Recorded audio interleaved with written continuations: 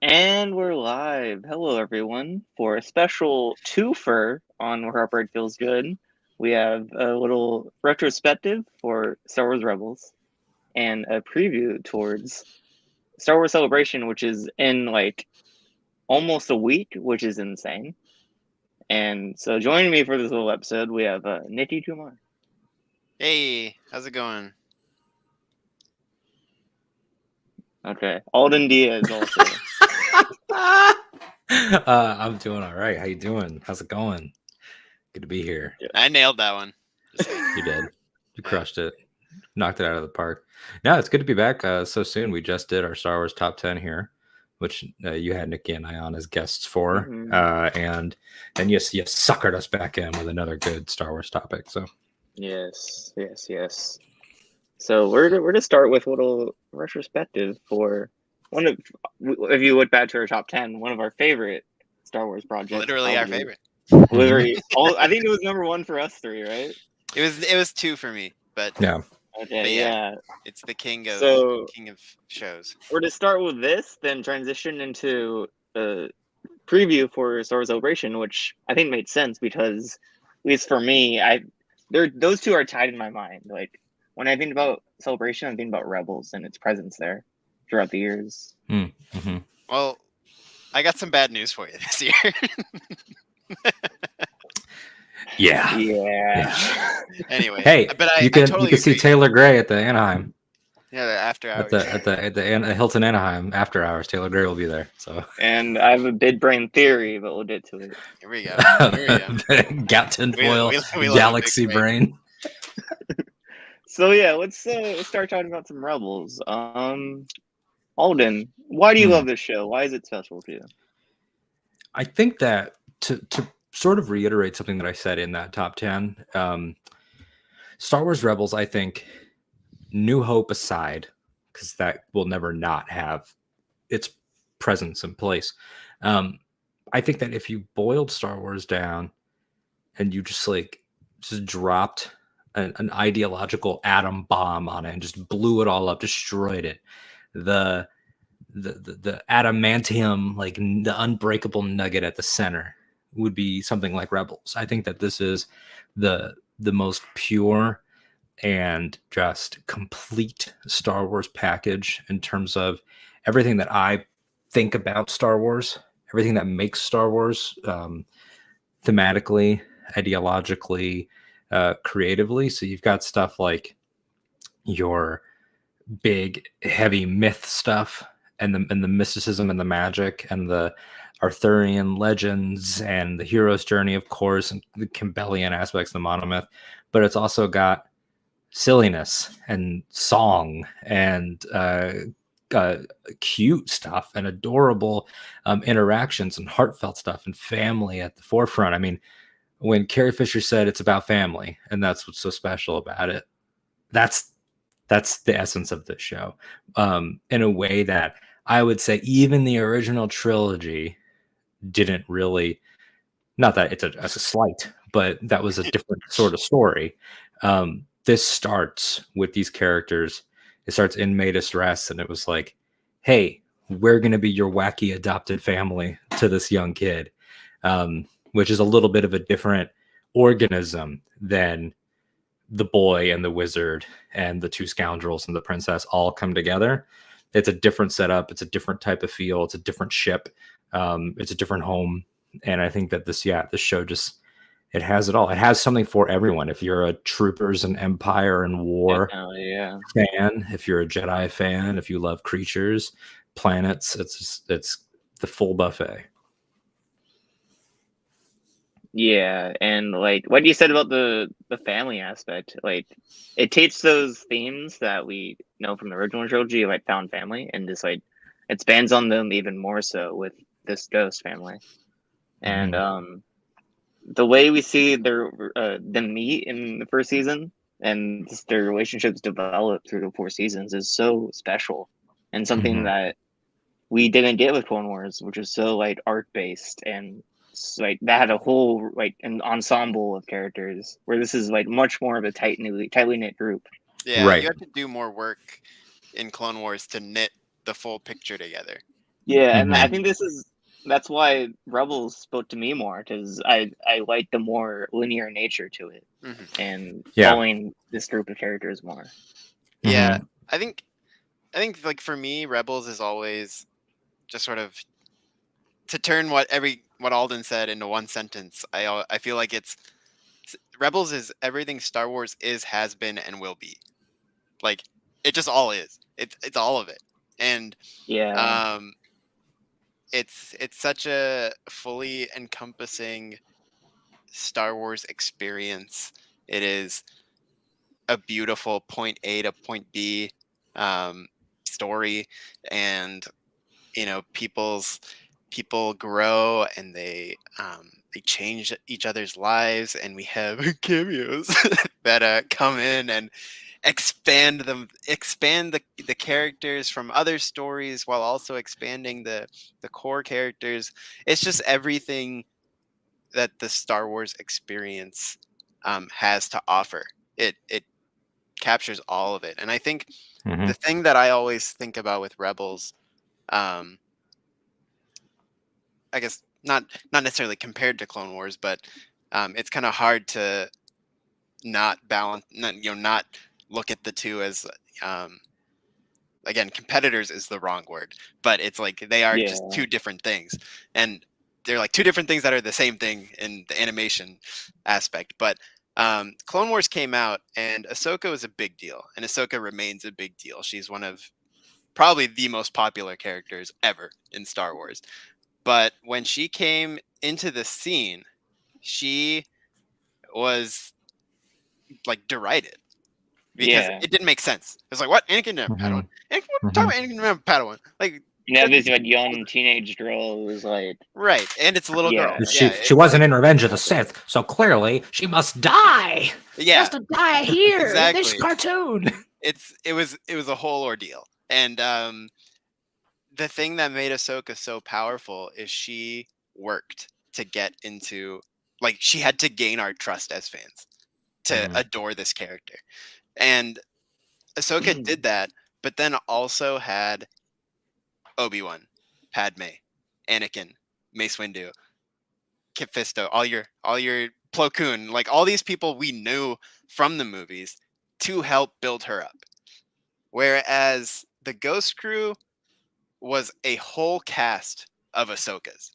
Exactly. And every single one of them had to work hard to gain our trust, prove themselves. And I think because that's the point of them, like the people who love Rebels. Yeah, it's because those characters earned their way. Yeah, exactly. and they did it on their own. Like for them, they're yours. They're ours. They are exactly. Yeah, it has that spirit of, okay, no more, not to reduce the Anakin and Obi-Wan and Padme of it all to like floaties in the swimming pool, but it really was the, okay, like George on the real world level, George is retiring. He stepped back. This is the beginning of Disney era Star Wars, which we didn't even say. This is the beginning, not Force Awakens. The first project, like people tend to remember Force Awakens because the majority of the fans are live action first, which is understandable. But this launched it. George is gone. No established characters outside of guest roles. None of them are leads. Until you could argue Ahsoka in season 2 is a bit of a lead, but still, it has that spirit of, if you lock in with this family, you're locked in, you're a part of it, and the sky's the limit. Whereas, like, Josh, you were mentioning with Clone Wars, and both of you spoke about Clone Wars, like because of its more anthology nature, you had to, okay, I'm really locked in with Anakin and Ahsoka and Obi, and then it's like, but I don't. Like for me growing up, I was like, when they jump over to the clones, I'm a little bit less interested. And I had to, you have to connect with this. And then you have to do the work again to connect with this. And you have to do the work again to connect with this. Rebels was one thing. It was like, here's the ghost, welcome home. This is it. If you like it, great. If you don't like it, there's the door. It just went full steam ahead into, like, Nikki and I do a show on Octa Radio, which is my podcast feed. And on there, we do a show called A Rewatch Between Worlds. That's where we honestly why I wanted to have both of you on here, because you guys are doing shows on that. Thank you. and it would be great down the road to have you for a season 2 or 3 episode or something, or Yeah, 4. I love that. Because I know how much you love this. Legend of and- a Thought. Whenever you do Okay. that. That's All right. always the Josh episode. My favorite That's a episode. great one. Go-to. Wow. Yeah. We will definitely do that. That's a great one.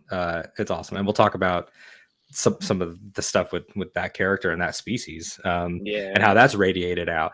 But with that, it's like we always talk about how, like, I know, Nikki, you could probably like articulate it better than I am right now, but we have this reaction sometimes where we're like, oh wow, they did this so quickly.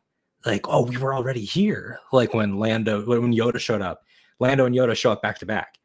And we were like, damn, like they really, but they led with those characters first, and it just feels so validating and becomes such a big part of it. And now it's like we've seen Ahsoka in live action, which is a sort of a big win for all Star Wars animated fans. But when it happens with a Rebel specific character, besides Chopper, I don't want to deride Chopper and Rogue One. But like when we do see Sabine live action, I think I'm gonna like weep. Like I think I'm gonna actually start crying. So it's just, this is the most personal Star Wars for me. You know, this is the one that I can remember what my life was at certain episodes and things. So yeah, it's, as someone who came in 2015 with Star Wars, like I've always been like a general fan. I watched Revenge of the Sith with my dad. I remember that. But I never was like as big of a fan as I know you guys are. Until 2015, when Force Awakens was coming out, I was like, maybe I should watch these movies, and I did, and I fell in love with them.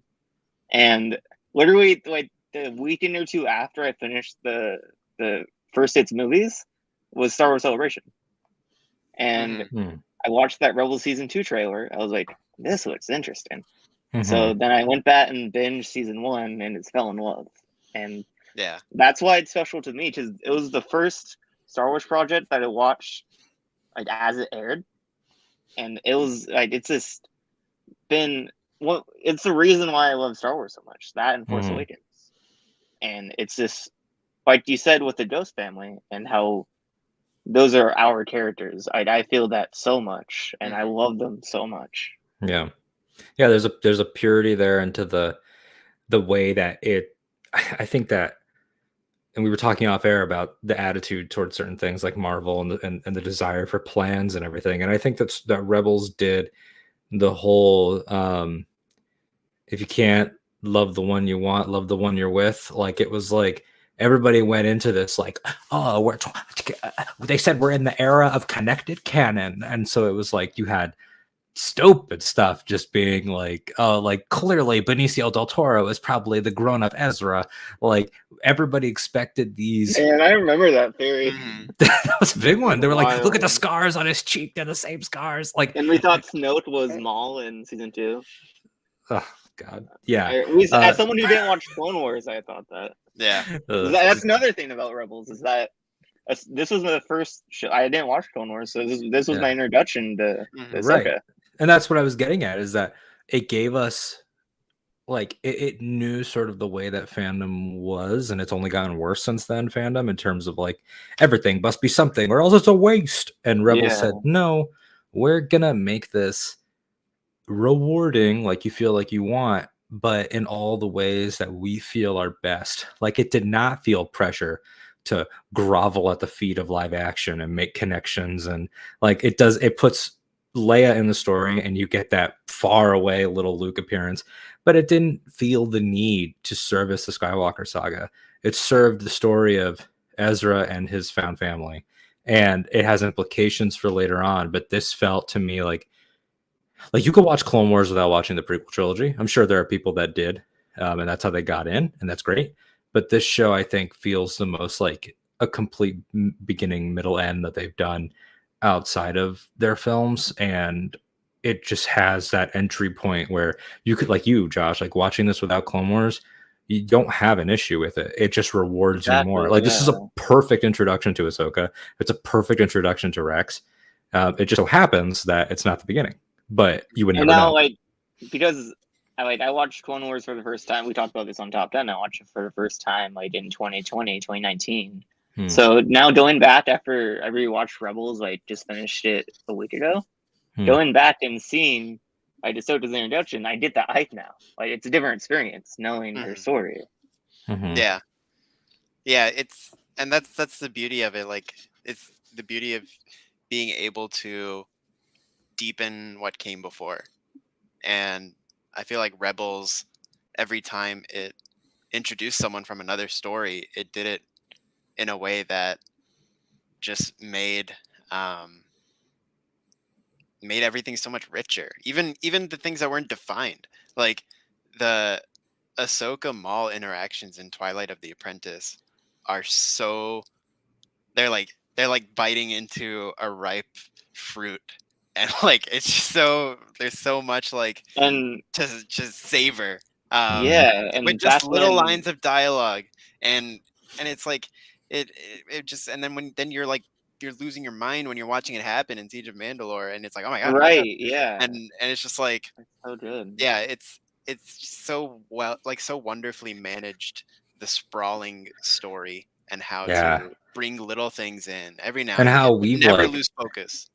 It never does. That's the thing. Like it always, it never loses focus, and it always payoff is even underselling it. But it has so much confidence in itself that even when it feels like it might have done that dreaded word filler, which no one understands how to use, it's not. And you get the Purgles in the finale, like which are like essential to Ezra's journey, essential to the themes. But what I love about talking about that Ahsoka introduction, and Nikki talking about the like what you're biting into, and like how, like what you're finding, like little things like that are connective tissue are so strong because of this. Like Rex saying to the Ghost crew that fought with her from the Battle of Christophsis to the Siege of Mandalore, like, and now it's like you watch that and you're like like, because it's like it just hits you. Like they've done such a great job making this essential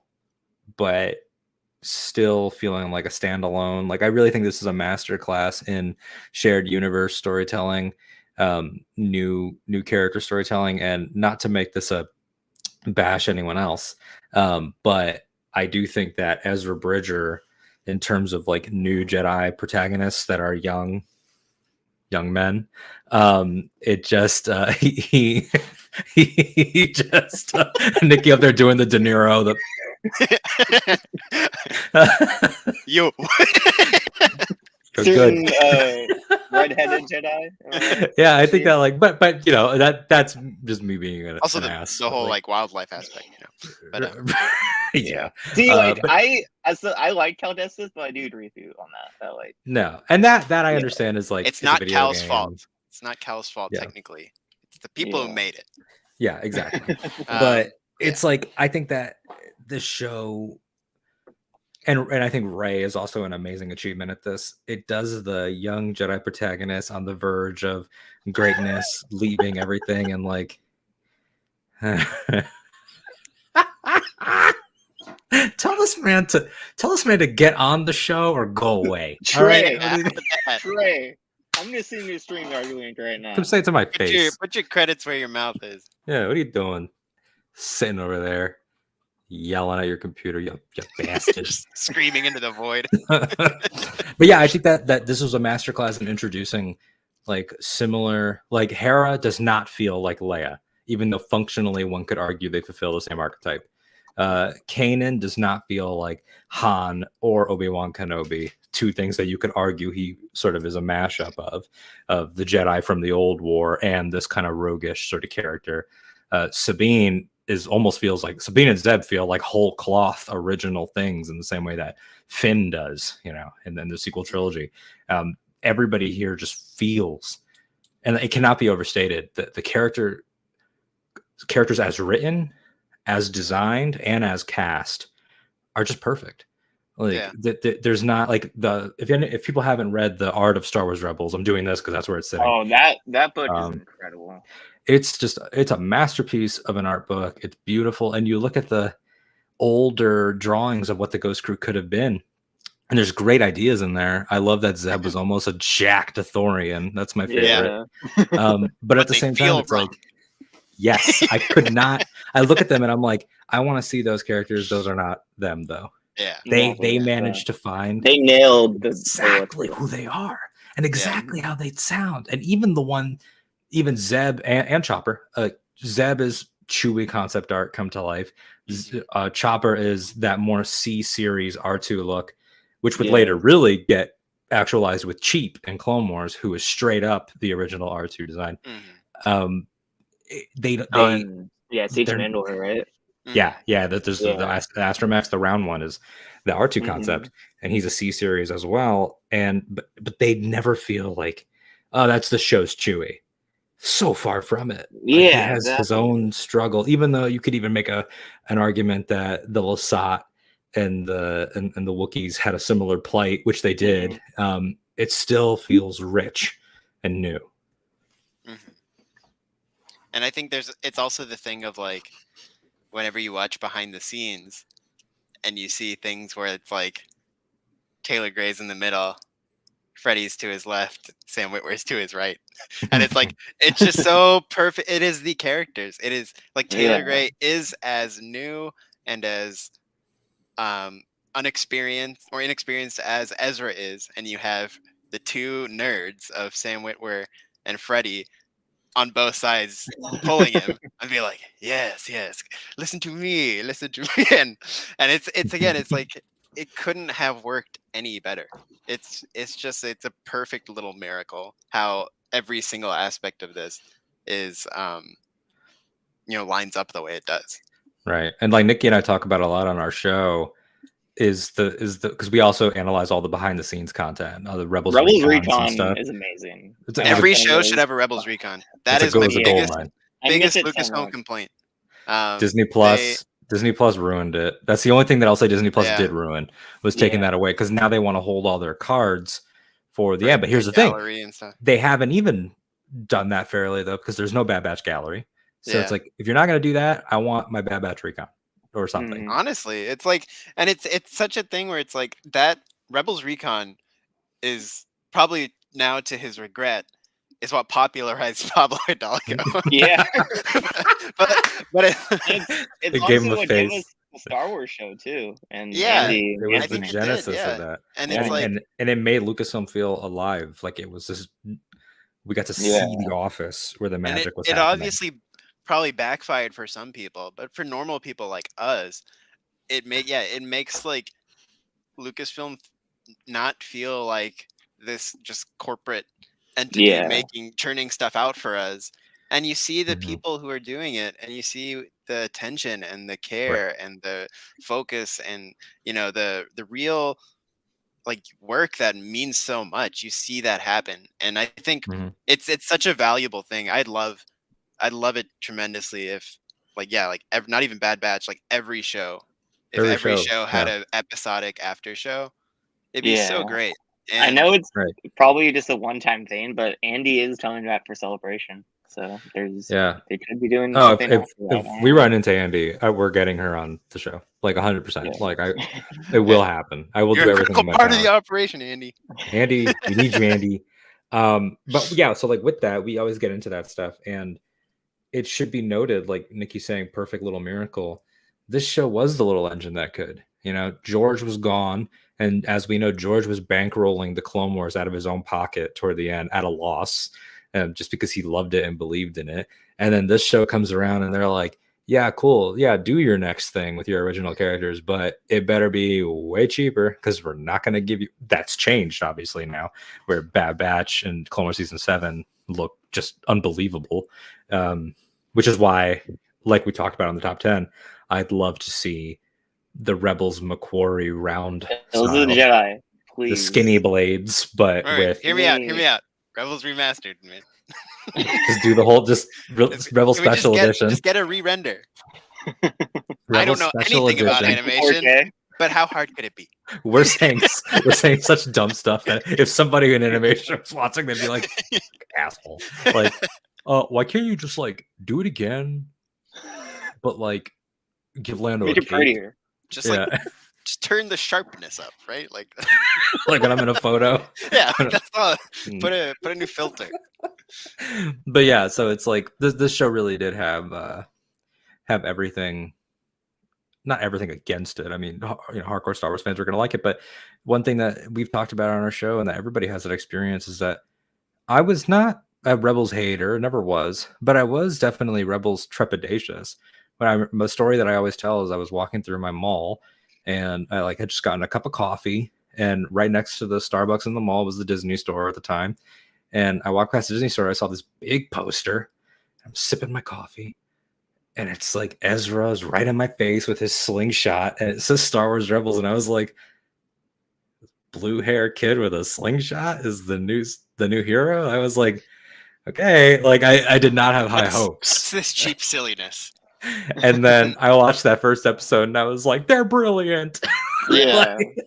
No, It's it's true though. It's because we were coming out of Clone Wars season 5, which was when did that air? When did it it end? finished 2000. Oh no, it finished 2013. Pretty sure. And Lost the year- episodes year were on And then they Netflix stopped it. only. And that's a big deal too.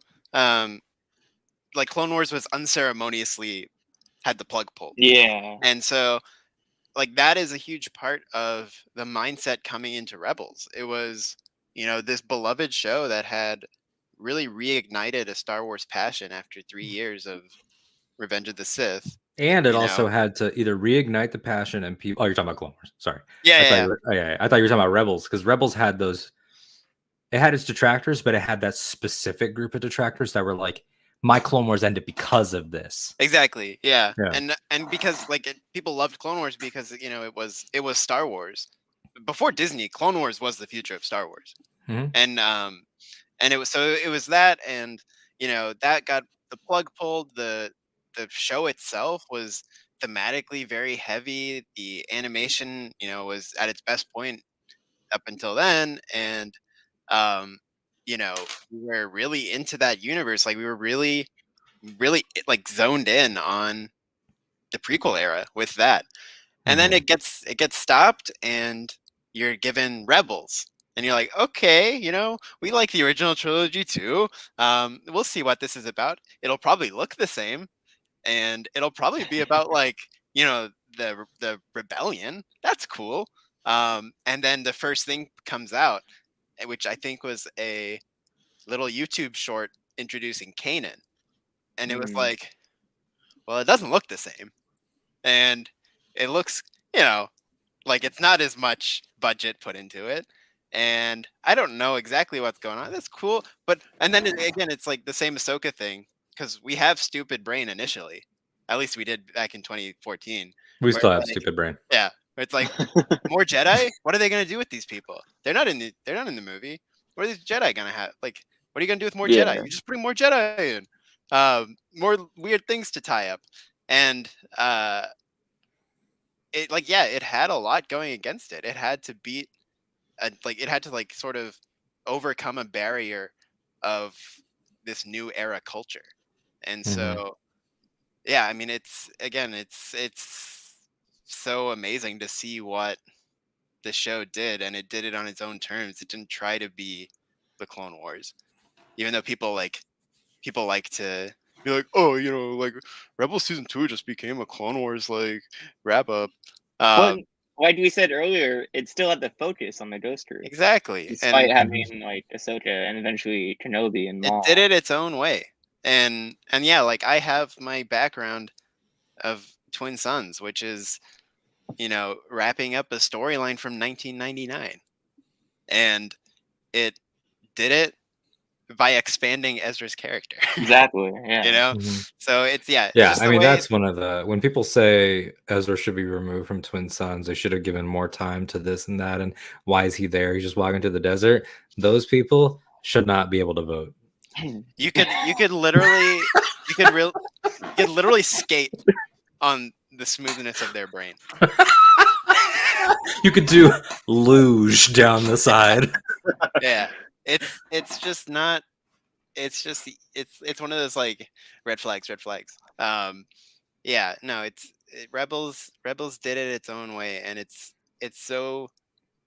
You run out of words to I think that's what's so special about Rebels. I often don't know how to describe it. Exactly. Because it just goes in here, and you're like, it's just Right in emotion. the heart. Yeah. Like it's the emotion of the experience, and yeah, the family you gain. Like I remember being at the panel where they announced season 4 was the last season, and it was like a dagger in the chest, you know. Mhm.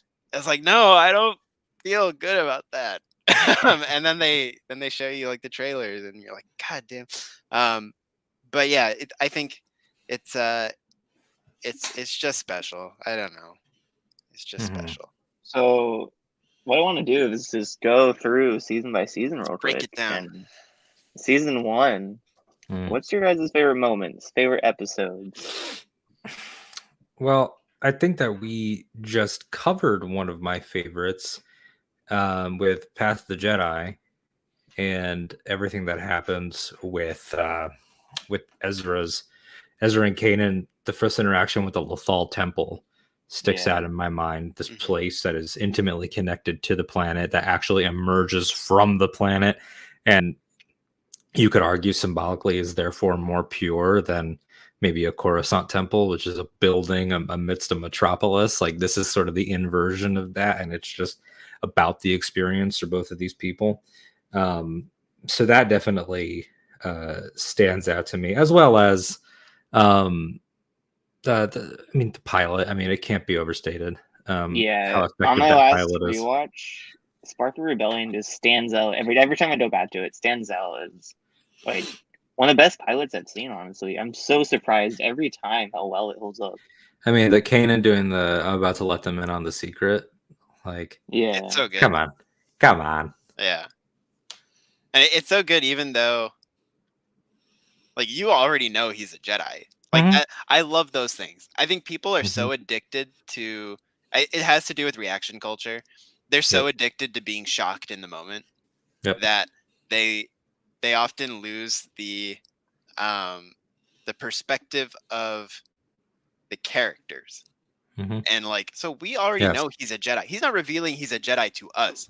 He's revealing he is a Jedi to the world, and how big a deal that's for Yes. him, and how big a deal it is to the Empire, and how big Yeah. a deal it is to his family. And First like, time you've seen a Jedi, sir? yeah, so good, so good. But yeah, it's the same thing. It's the same thing in Last Jedi when people are like, they show Kylo turning the lightsaber too much. It should have just hit him. I'm like, no, that's not the point. Like you just want the dynamite, but Yeah. the magic's in the slow burn. It's It's in the watching the actual string sizzle yes. away, right? Because Like, that's what sends your mind racing. Like, can he actually pull this off? yeah, Like Mhm. that type of that's a magic in and of itself. And like I've said 1,000 times, the characters in Star Wars don't know they're in Star Wars. mhm. You know that. For them, it's just a horribly dangerous Especially Din situation. Djarin. Yeah. That poor guy. Din Djarin is the least idea of where he is at all times. He got totally lost from page Who's to to wear? Like I pray that we get a scene in season 3 of him with like 50 Mandos that he's supposedly in charge of now. No more than him. It's like, so explain to me the Empire again. Yeah, so we So used instead to of have Bantha, is this an episode? we used to have mythosaurs. Everyone nods, and now we don't. Also, yes. Okay.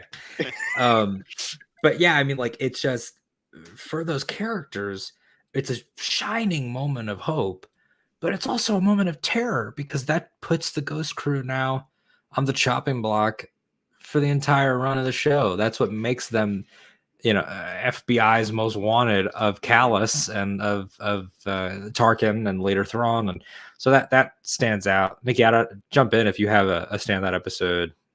I mean, everything with not an episode, Yeah. but everything with the Inquisitorius Are you being guys introduced. still on season 1 with your show? Yeah. We have We're one getting to more the end. banked that I have to release. We just did Idiot's Array, came out with Mm. Lando. Okay. I think when I try to really nail down my season 1 highlights, I think Path of the Jedi is a big one because for reasons we talked about on our episode, the fact they got Frank Oz to come in and do Mhm. Yoda just alone is like mind-blowing. Then of course all the mythical stuff, the character stuff that's built into that. But I think also the big one for me is the season 1 finale, and Mm, just the moments of that are so incredible. The you know, I have nothing left to fear.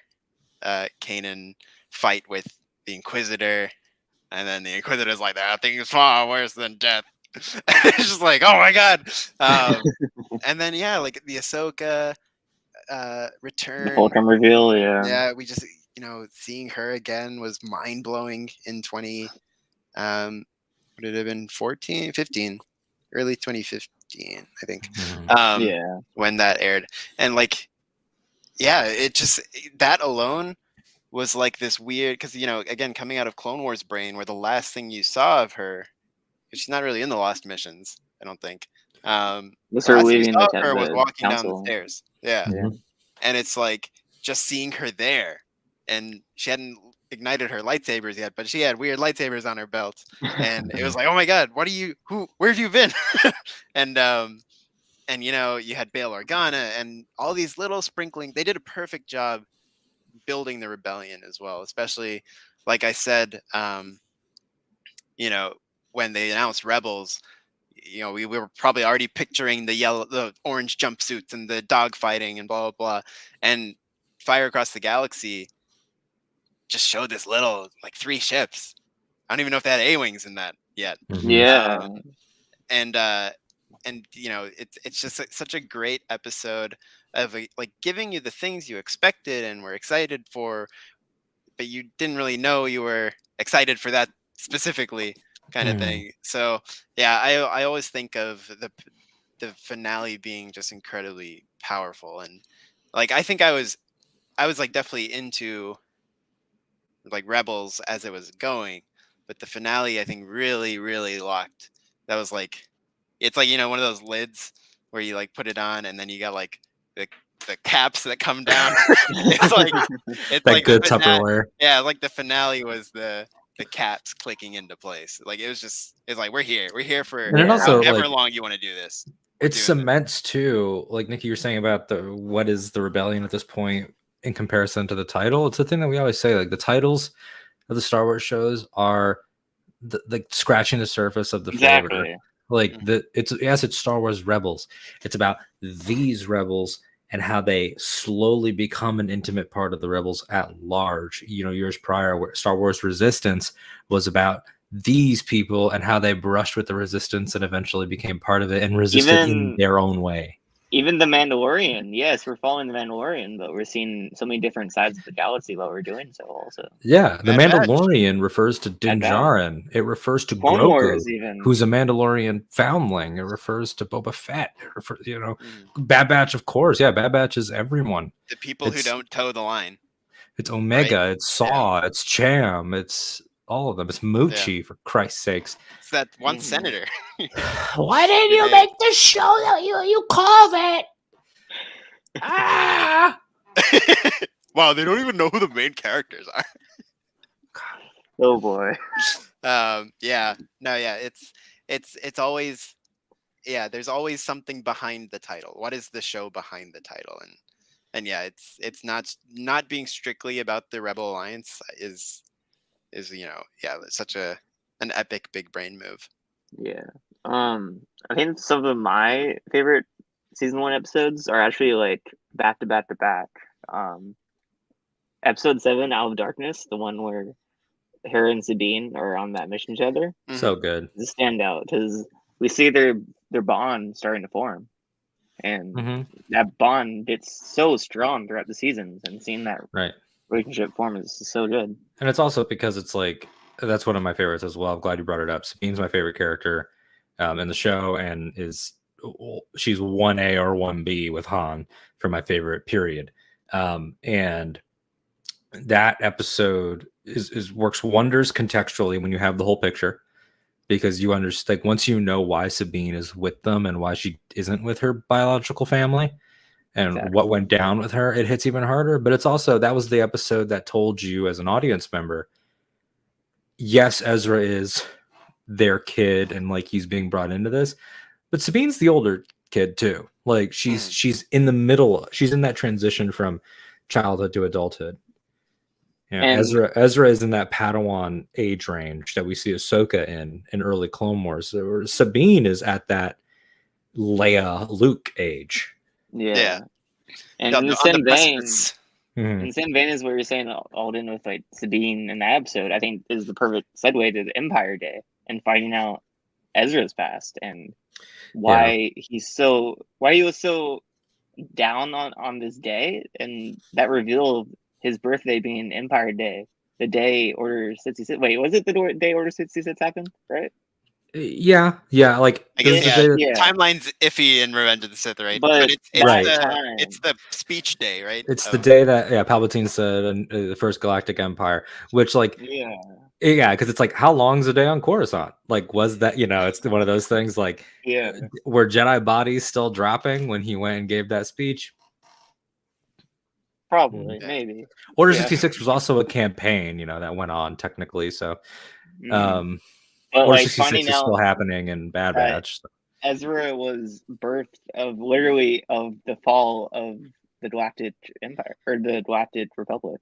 Mhm. Yeah, And which also creates that unique parallel with Luke and Leia, who also kind of were as well. yeah, I If know. not the same day, like the next day, right? Yeah, I know Mhm. some people have said, "Well, it's actually in Polis Massa. It's the next day because of I don't know." same, whatever, same week, That's why. same week.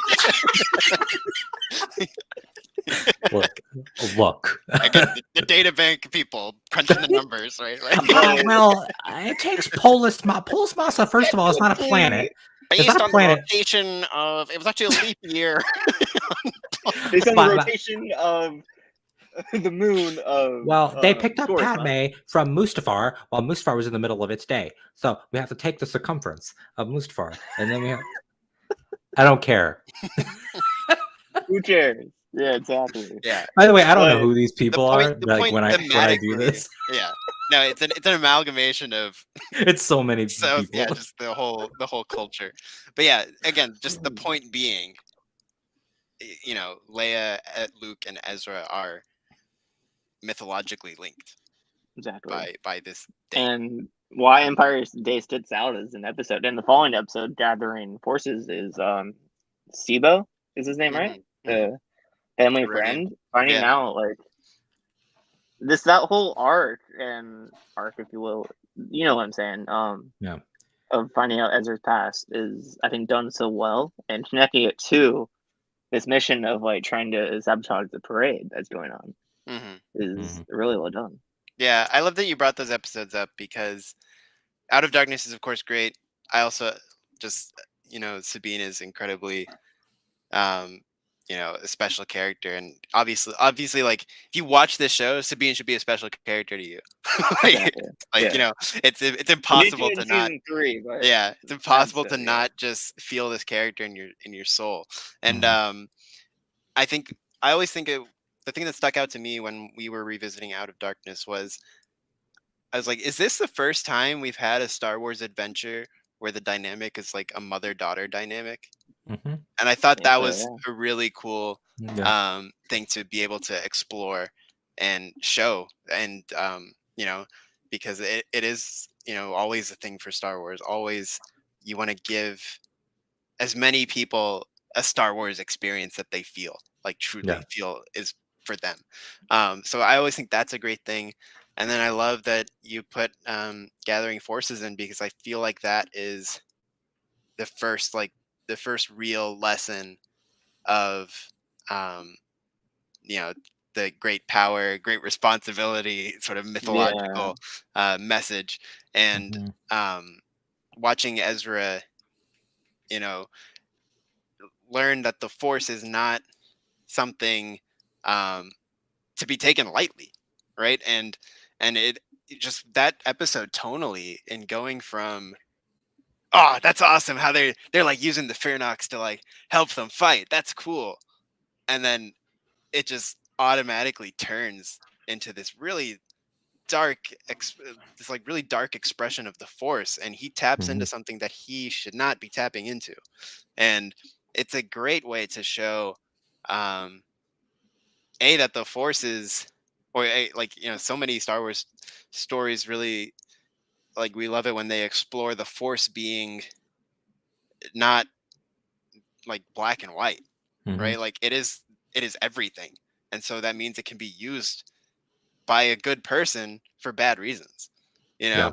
and so it's like it just expands upon the way we see the Force. It's not about just blue lightsabers versus red lightsabers. It's about um this is an almighty power that when you use it through fear or anger and all the traits we know lead to bad things, you're gonna be disappointed with the results. Yeah, they take their characters in this show, all of them, through the ringer and confront them with key choices. I will quote a friend of mine from Star Wars Space, Ken, from Force Center, who has said that when people talk about destiny in Star Wars, a lot of the times it gets misconstrued as um, like prophecies are concrete. Like it's their destiny to do this. It's Luke's destiny to beat Darth Vader, so he will because the Force wills it. And that's not true. Destiny, as Ken said, is the thing that just takes you to the next choice, and that's what all these characters face. And that was a key choice moment and a key moment in the relationship of Kanan and Ezra, which is something that I think season one does so beautifully, is explore how the Padawan and the Master learn from each other. Kanan being this master who never got past the rank of Padawan himself, which was a unique thing to throw into the dynamic. And they do that with all their characters. I mean, there's a lot of firsts. There's a lot of things that people forget about or sort of like skip over or just take for granted. Like part of the reason why I love Sabine is that she's the first character in Star Wars to express herself through an artistic hobby. Like we know that Anakin liked racing. We know that Luke always liked shooting womp rats like a true country kid. I'm gonna go shoot something. Bored. But Sabine had that art and everything, and the way that she uses that to cement the family and bond them together and decorate. A big moment at the end of that arc of the Empire Day stuff and Ezra's backstory is when she presents him with the hologram photo of the family together of Ephraim and Mira Bridger. Yeah. How that's such a key moment for her emotionality and where she's going forward. Like it can't be overstated, like how much character work is done in this first season. Even for people like Chopper, where a lot of it's comedy, but you also get the clear idea of the fact that he is loyal, fiercely loyal. The fact that he has his own personality, he doesn't feel like just another R2D2. Like he could have. Exactly. Yeah. That's the thing. The thing. Chopper is the Roy Kent of Star Wars. Like, Yes. he just is, and Love like that that is the clear archetype. The grumpy, mean thing that actually has the softest heart. Like, and when you see Chopper be nice and sweet, it lands 20 times harder. Exactly. Yeah. Yeah. But yeah, all that is damn true. Yeah. So moving on to season 2, we have Vader becoming more of a character. We have Ahsoka becoming more of a presence. What's some moments that stand out to you guys? I want to weave this a little bit in with our part 2 of the episode, because I feel like season 2 of Rebels is when it really started to feel like Star Wars, because it had celebration presence, like big celebration presence.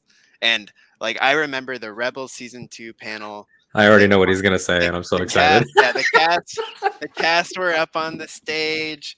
The little girl. Were you there? They were all there. At least the Ghost Crew. Oh, and then Sarah Michelle Gellar. I was there. Yeah. This is 2015 celebration. Sarah Michelle Gellar was there. Was D. Bradley Baker?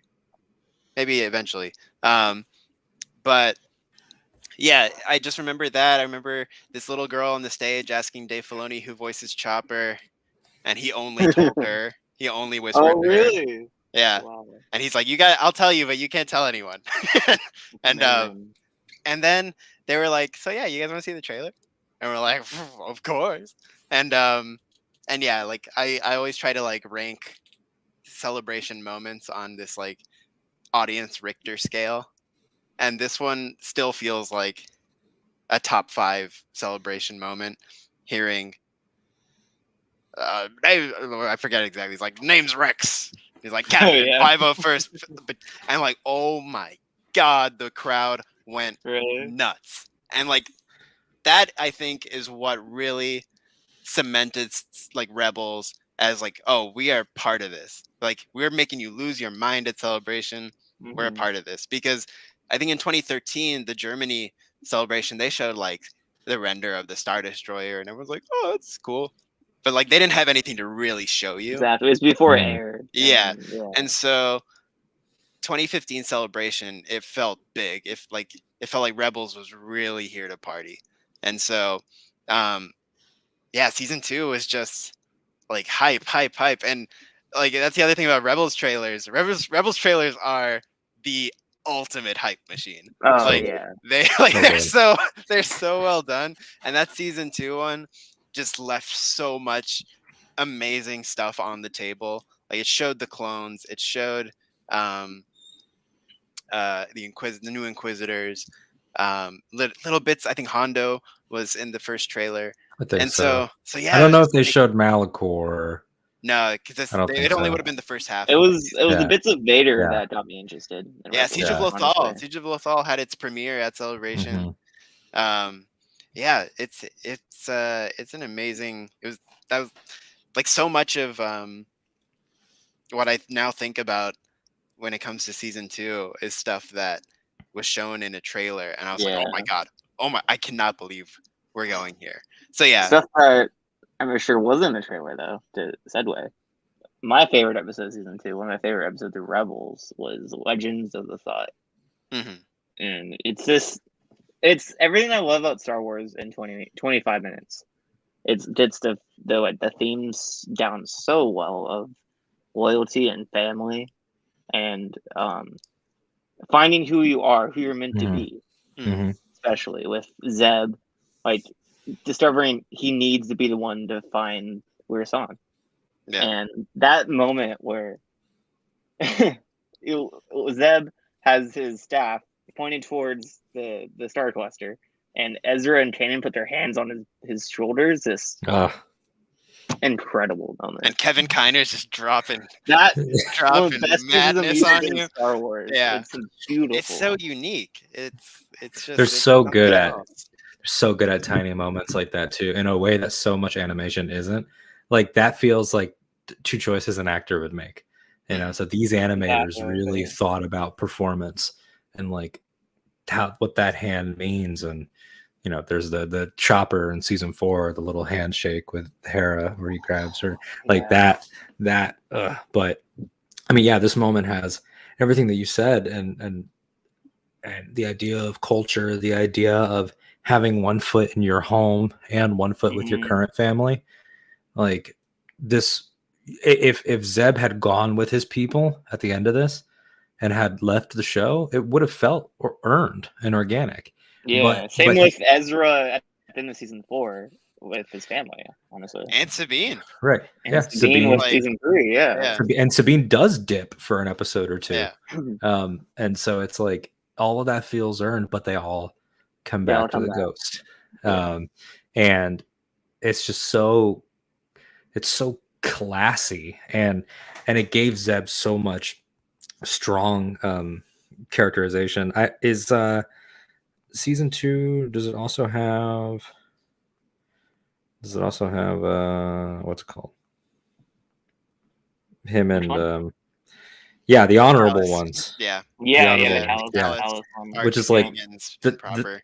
two of those together, it's like Mhm. so much Zeb That stuff. stretch Mhm. from Legends of the Thought to Honorable Ones has like the Call, which is the Purtle episode. It Mhm. has the Cham episode.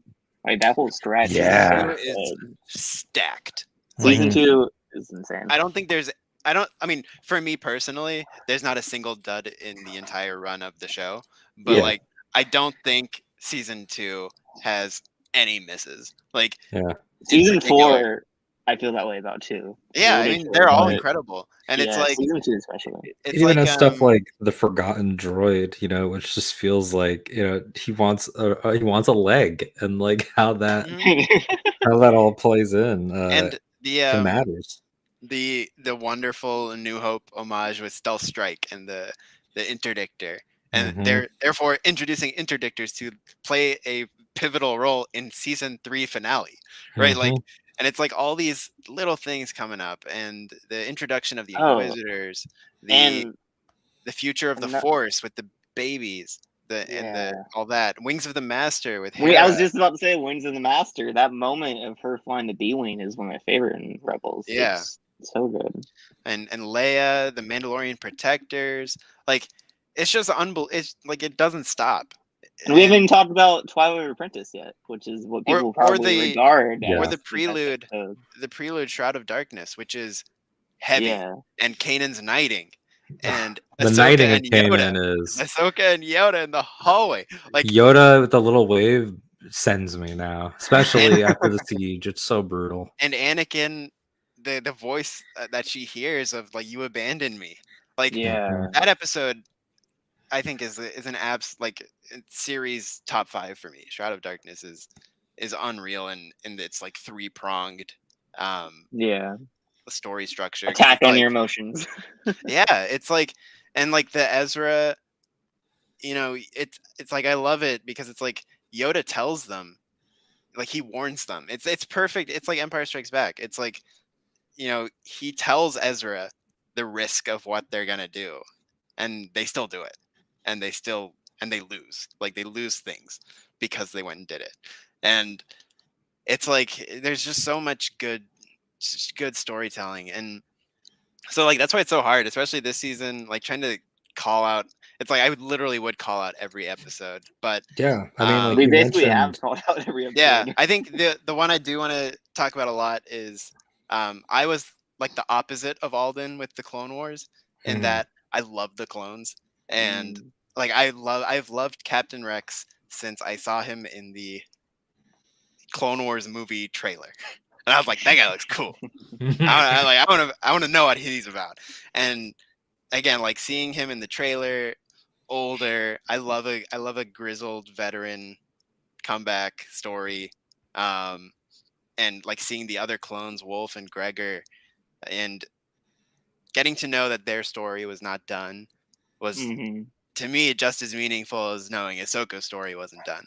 So I think, and then of course, as we've said multiple times, it's not just to have them in there. They deepen the characters of Exactly. the They Ghost Crew. They improve Yes. on them, and the Ghost Crew Yeah. improves on these guys, and we learn new things. with And Kanan especially. yeah, and the relationship they strike up is so important, and how Ezra has to learn from both of them different things, and they Mhm. also have to accept the 2 different roles that they are to him. And so it's like Mhm. it's so vital, and just so well done, and I think, but yeah, but to name episodes, those first 2 out of Siege of Lothal, like the Lost Commanders, and Yeah. like seeing them back in the fight, and I love just the little things where he's like, "Oh, yes, General," and he's like, "I'm not a general." And it's like, "Oh, sorry, Commander."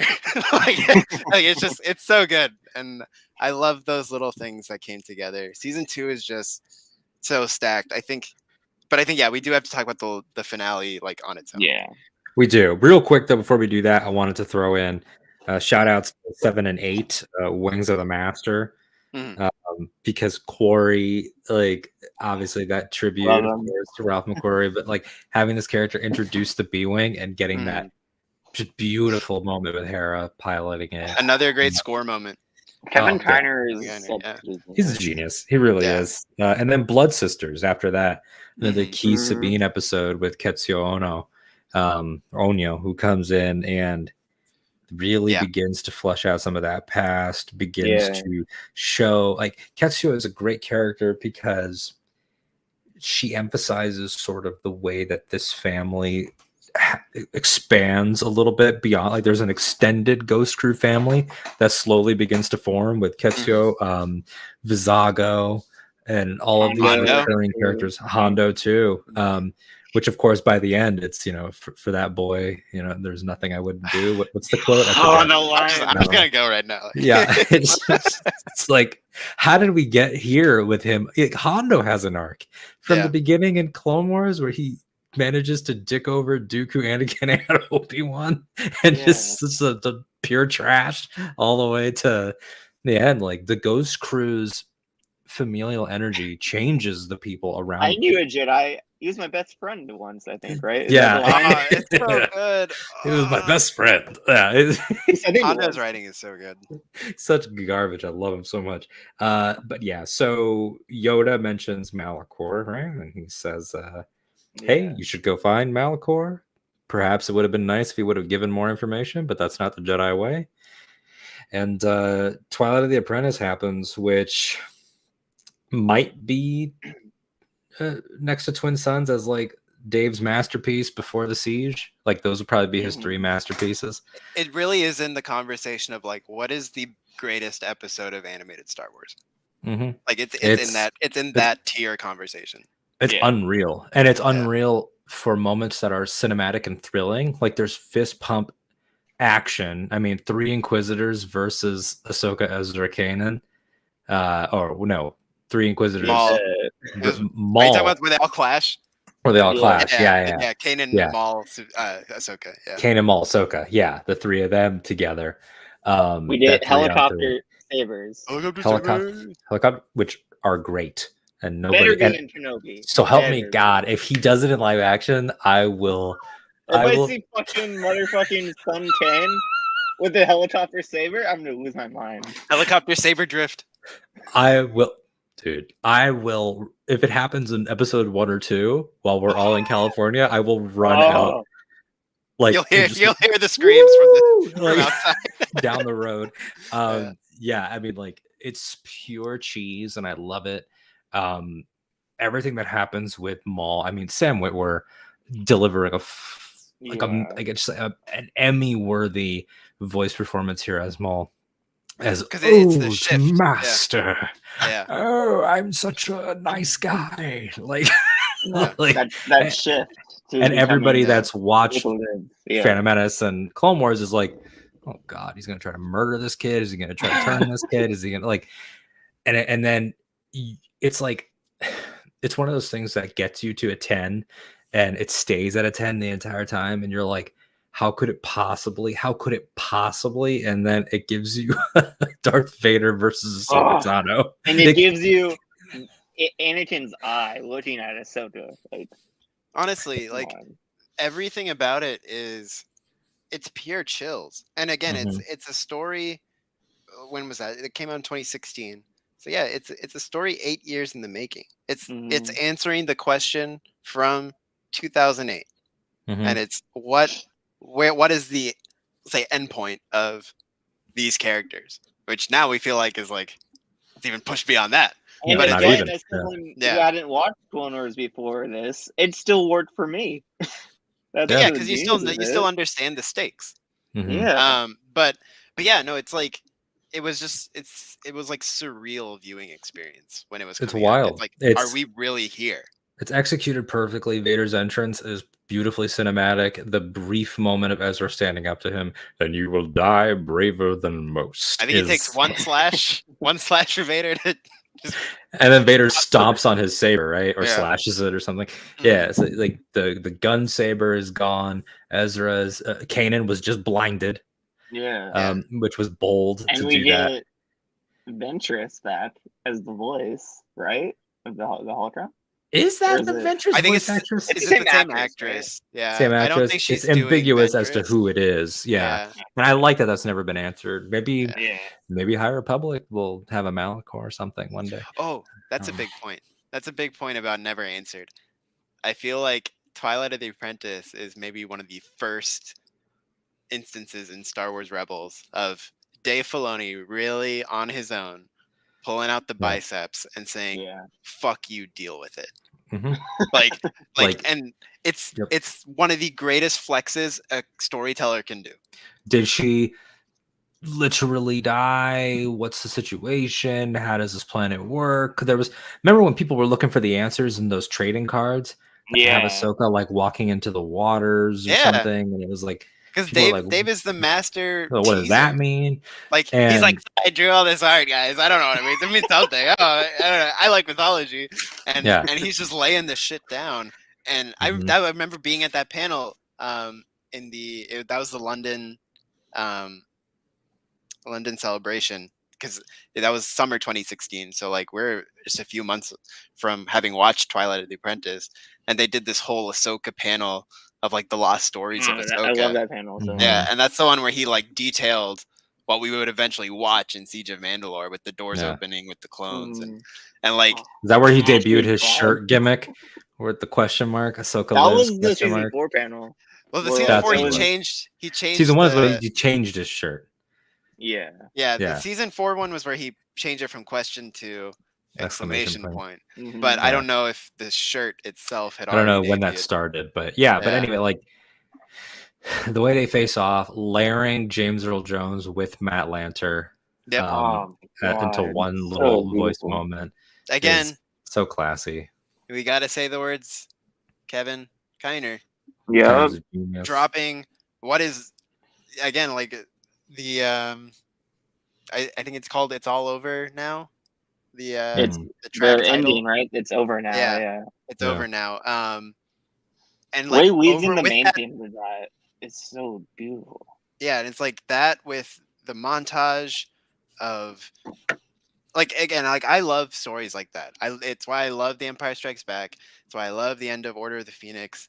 It's why I love this. I love when every single person across the board ends up with a bloody nose, and no one Mhm. wins. No one wins in that Yeah. episode. Like Mhm.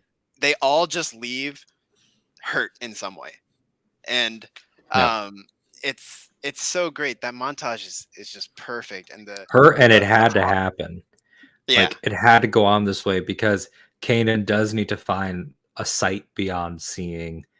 Ezra does need to face the challenges. Like Ezra he's had the Lothal Temple and he's been faced with that illusions and those fears, but he doesn't have his own Vader. This holocron and this now the Temptations of Maul's storyline are essential tests for him.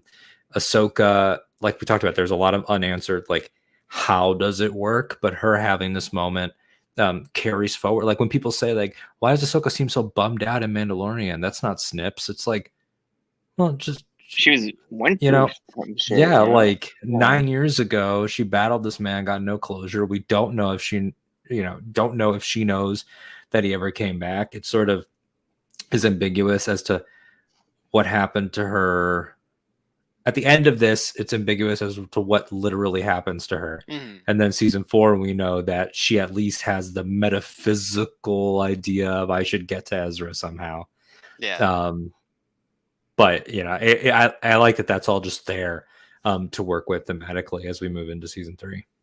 Yeah, and just the final shot of of Ezra looking up in a not particularly promising way, and then the Yeah. holocron opening and the screen flashing white, and that ending the season with that music. It's just like We all thought that like they would be turning Ezra or dark side. Like that was the constant thought, and I Yeah. love that they didn't that bait and switch. Well, I mean Genius. they play with it, but they don't execute it the They way don't people go thought all they the did. way. Yeah. Like because he does learn, the wrong lessons from the The holocron. transition to season 3, he Yeah. plays around with the dark side more and Mhm. is giving in to Maul's tricks. Yeah, no, people were like, "Oh, we're gonna see Ezra with a red lightsaber." It's like, no, that's not how it works. Yeah. But yeah, no, season 2 is absolutely incredible and much longer than season 1. So it was like Yeah. it was just a lot, and yeah, they nailed it. But yeah, to go to season 3, Nikki, you were there. Celebration 2016. The Thrawn Guys, reveal. How was another fan Richter scale moment. Mhm. Like honestly, there With this one words, too, you could hear it on the live stream that the place went insane. yeah, words again don't describe. This is, I'll say, the second greatest celebration moment in that. Yeah, we have the trailer. The trailer's amazing, and then That Grand trailer is Admiral like one Thrawn. of my favorites. It's so good. It's Yeah. wildly good. Grand Grand Admiral Thrawn walks onto the screen, and there's still about 20 seconds left of that trailer. Didn't hear any of it because once Thrawn was on the screen, it was just pandemonium. It was yelling. Yeah. If I looked behind me, I probably would have seen people rolling in the aisles on the floor. like I just like people were like fucking like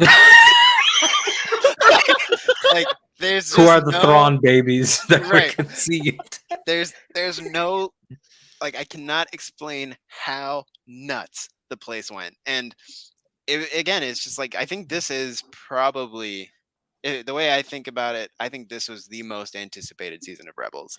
I mean, it And- was the first real life nod to a generation to say, did those stories happen the way you experience them? Maybe not, but as Ahsoka says, there's always some truth in legends. Yeah. Exactly. Yeah, just again, it was incredible, absolutely incredible. And yeah, I think season 3 is just, we're gonna look at the episodes and it's another slam dunk. Before we get to the one that we all want to talk about, probably our favorite, I want to throw out Secret Cargo, the one with the Mon Mothma one. The Mon Mothma one. I watched it like on my last rewatch. It's so good, and that moment, the ending moment, the with speech. Mon Mothma's speech, and it cuts to the empty space and all the ships jumping out of hyperspace. Is like, I cried. It's beautiful. Yeah. I mean, just like big picture, like, I mean, there's a lot that we could jump in on specifically, but you have lots of stuff that just enrich this so much, whether it's the expansion of AP5, the expansion of Fen Rao, the music number. The music number is incredible. I mean, I'm looking here, Iron Squadron, these kids that just make the rebellion feel more alive. The Saw Gerrera, you got big Rogue One tie-in. That Callus was Fulcrum. Yeah. I mean, the introduction of Wedge. Yeah. Yep. Which is also a funny behind the scenes thing when they're like, we were thinking about doing Biggs. Oh my god, Alex Damon would have lost his mind. Yeah, so that's like another just huge thing. And like, yeah, I'm like looking through the episodes. The Holocrons of Fate was insane when it came out. It's fantastic. And I see twin sons. Or was that episode or a different one? Yeah, but he's like, he's alive. He lives. There we go. He lives. Yeah. It's like that. It's Hera, the Calicori. The last battle. Wars, the third ending to the Clone Wars. Right? Like 3 out of 4 endings to the Clone Wars. When it cuts to the end and it's the Clone Wars theme mixed with the Rebels theme. Oh, it's so good. It's genius. It's so good. The Super Commandos. The expansion of the Mandalorian culture. And of course, Trials of the Darksaber. That's the one I want to talk about. Which is one of my favorites. Yeah. For me, the finest hour of episodic Star Wars. And there are many. There are many fine hours. Twilight is one of them. Many in season 1, many in live action now. And we'll talk about Twin Sons as well. But I feel like a season 3 conversation really does come down to Twilight and season 3. Yeah. I mean, Trials of the Darksaber, Tir Sircar delivering a performance that is so unreal. Performance of a lifetime, honestly. It's like some of the finest. It just hones in on a character to have that monologue, to have that expansion of the mythology of connecting with your crystal. I mean, this sort of, I think, introduced stuff that we would see later on with like the bleeding of a crystal, or with people that were unsure about things, sometimes in annoying ways. They were unsure about, like, oh, Finn, he was way too good with that saber in Force Awakens. It's like, well, it's now we know, like, it's not about forced user or not. It's about belief. It's about rising to the moment. It's about opening your soul. It's about knowing what you need and not what you want. And it's just all of this that comes to the forefront with her pain here is just like incredible. This made me like just really realize that animated Star Wars, and I already loved animated Star Wars, but I always thought about it in those terms. It's animated Star Wars. This is just Star Wars. Like, it's perfect. Yeah. And Kiner once again. Yeah, it's just he's the consistent presence throughout all the greatness. And like, yeah, the way those episodes have fed into what we see with the Mandalorian and how we Mhm. process their culture and what it was and what it loses from this point to the adventures of Din Djarin. And it's so powerful. It's like one of the greatest explorations of character um, that I've ever seen. Like I was about to say in Star Wars, but I'm like literally like in fiction Ever. that Yeah. I've seen, and it's a pinnacle episode. It's everything you could want from these characters' journeys, and I think like everyone rises to the occasion in that episode, even the little things like um when her and Kanan are like starting to really get into it, and Ezra and Fen Rao are kind of like, oh shit. Yeah. They Like, lean real good. yeah, they like lean in, and like it's Yeah. all these little things. Hera has almost no presence in the episode, but delivers the slam dunk line on Kanan. Like Yeah. it's all these little things. It's just so perfectly, It's I love when you can see a storyteller just in total command of their Mm. characters, and they just Mhm. know exactly. It's where one of my teachers would always talk about writing in these terms. He's like, I never get wishy washy about writing, except here, and it's the point where your characters tell you what to say.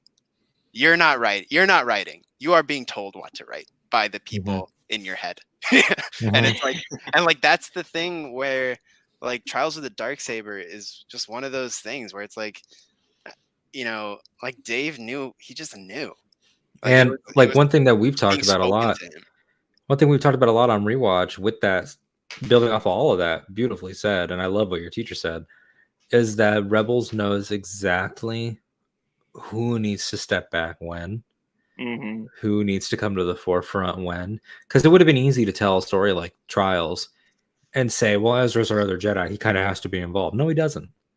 He doesn't. He can step back for the second half of the episode when Yeah. Kanan takes over, And still have influence. and Like still have he influence. has the And like one-on-one with Hera, her. like you said, Yeah. like that's it's that they did such a beautiful job throughout all 4 seasons of who needs to sit out when, who's going to have their arc here, who's going to be more functional, and like it just perfectly tracks. And seeing now Din Djarin and the Armorer going over some of these lessons, but from their Yeah. points of view, Yeah. that's the rich stuff. That's what makes it sing. That's how that's the Mhm. reward. Your reward is not cameos, setup, payoff. How is this going to tie in here? No, your reward is an understanding of the world you're working with. Yeah. Yeah, absolutely. And And oh, go ahead.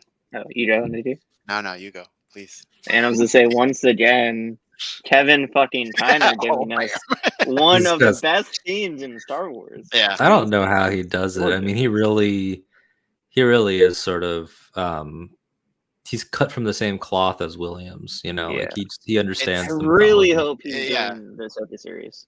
Like That's that's one of my Yeah. wishes. that's what Good it's call. about. It's about a deeper understanding of Mhm. what needs to be conveyed. And the Yeah. best composers, you can't teach it. But it's just a part of them. And like it's instinct, it's understanding, and Kevin Kiner just nailed it for how many seasons has he done stuff for? Let's say 7 plus 4 plus 1. Like all 10, those seasons basically. of across No, 3 no. shows. And he just nails it every time. 15. Yeah. But yeah, I think I just like scrolling through these episodes of season 3. It's just again just another slam dunk.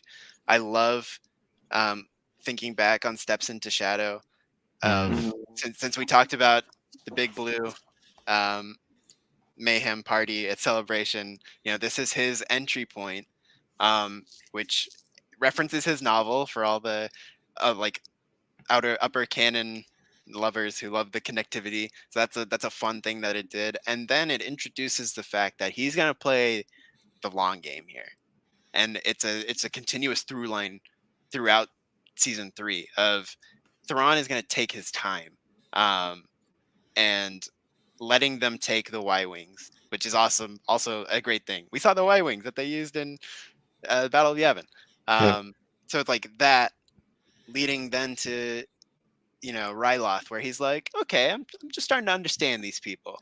And then, the factory, and, it's just, again, being patient. And I think this is why Thrawn is, a unique Star Wars villain, because he, isn't your regular old Imperial, um,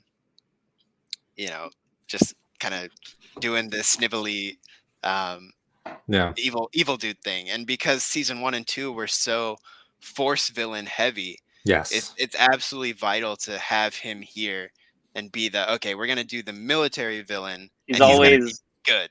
steps ahead. Yeah. Yeah, he's What does gonna he be say in 0 Hour when he definitely has the upper hand, when he's like, I am not accepting surrenders at this at this time. time. Yeah. It's like, Yeah. it's like if the devil himself delivered like Yeah. a regular like assistant Right. manager like a message like Yeah. And so like that through line, like you said, and it happens in Warhead when he is able to use the fact that it came from I sent these probes here, so I'm going to eliminate all these, and it's this slow, consistent build until 0 Hour, where he is ready to smack down now. And yeah. and I think 0 Hour, the Battle of Adelon, is one of the best structured Star Wars battles like ever. It's And so good. And it's amazing. Again, you know where we're going. Kevin Kiner, like nailing every beat of the battle. And we haven't even talked about Bendu yet. Yeah. Oh my God. Right. I was about to say, like, Right, Bendu's role here and throughout the Bendu season. is I mean, insane. Bendu first of teaching all, Tom Kanan Baker. to see. yeah, like Incredible performance. the casting of Tom Baker, the fact that this creature is like so Jim Henson-esque. Yeah, like, exactly. he feels like a giant, like never-ending story, Dark Crystal sort of. If he was practical, I would lose my fucking mind. Like, Yeah. it just, and the fact that Bendu is not, it's like Rebels is so good at being like, oh yeah, you know where this is going, you know where this is going, you know, fuck you. Like when they introduce Bendu, you're like, okay, you're the one in the middle, but like clearly you'll make the right choice when it comes. And like, no, he buys what he's selling. He is what he is. The funny thing about full of Bendu mystery. is that he knows how to do branding well. Yes. He always says like, I'm the one in the middle. Like, Bendu, and he has a statement. Yeah. It just adds more to the, like, I think that the scenes of Kanan and Bendu and the scenes of Luke and Last Jedi mesh so well together, where it's like the Jedi Knights, which he always brands Kanan too. Kanan Jedi Knight. Like the Bendu's, you're the other guy. Right? Yeah. We're not the same team. Yeah, exactly. Like you people, the Jedi, embrace light and do your thing, but you've still sort of codified this, into a certain degree. Like, I am something else, and I think that new canon overall has done such a great job with the something else, whether that's the Guardians of the Wills, whether that's the people that worship the Force as the Tide, whether that's not Grey Jedi, thankfully, and not Grey Jedi, which is a moronic bullshit thing that doesn't exist.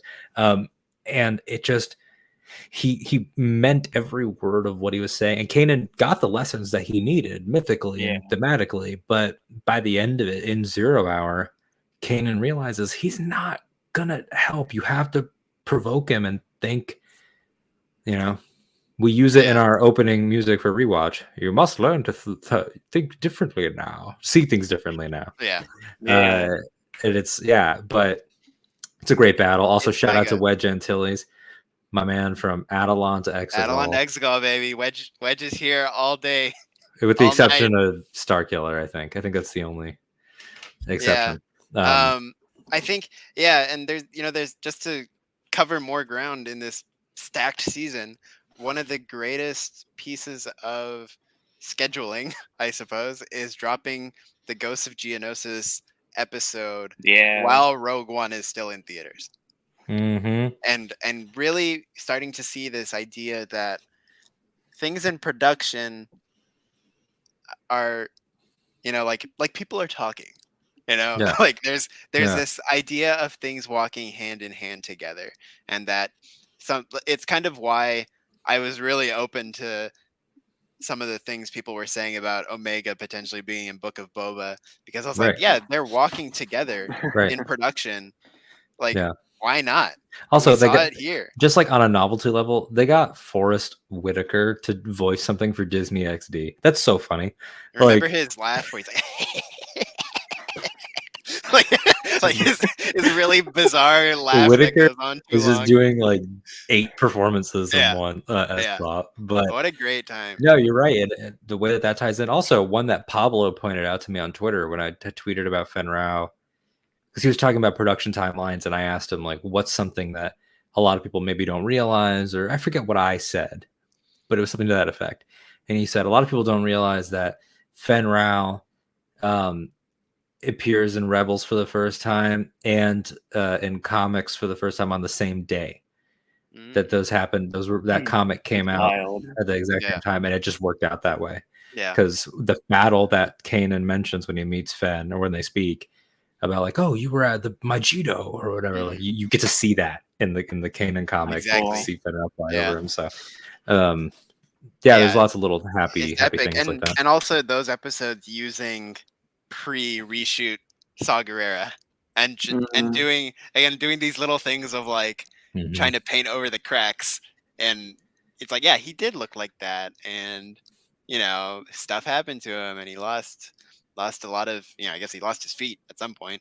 And, and then by the time you get season 4 Saw, they've given him the big gray hair. Yeah. And they've smoothed those cracks. And then Bad Batch does it too, where Bad Batch takes the Clone Wars model and beards them up a little bit. And they've done their best to make that seem like one guy. Right. Yeah. Saw's been on a journey.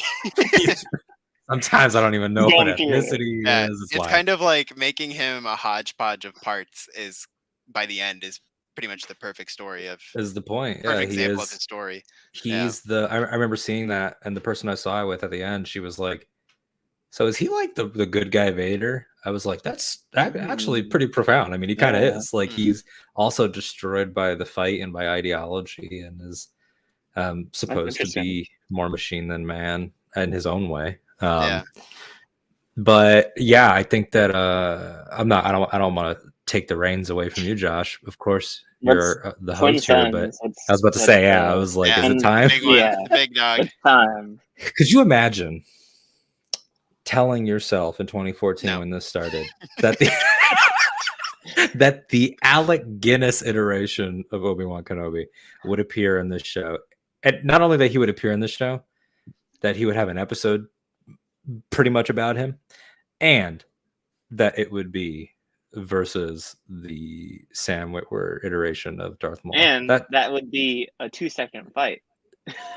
Yeah, that it would be truly, dude. I remember watching this, and like everybody, knowing that it was happening since Maul did he lives. Like I was like, oh, it's gonna be round 3. It's gonna be so badass.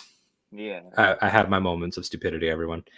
When I watched the episode, this is another moment of Filoni saying "fuck you." Like exactly, you're gonna get what you need. And when I saw how much time was left in the episode, I thought, Dave, you crazy son of a bitch! Like I was like, it's either gonna cliffhanger and this is gonna happen next time, or they're about to do a true Kurosawa fight. Like, it's so genius, and it's so perfectly constructed. And again, the whole thing with ask yourself what you would have said in 2014 if they put Obi-Wan in this show and used him for 5 minutes.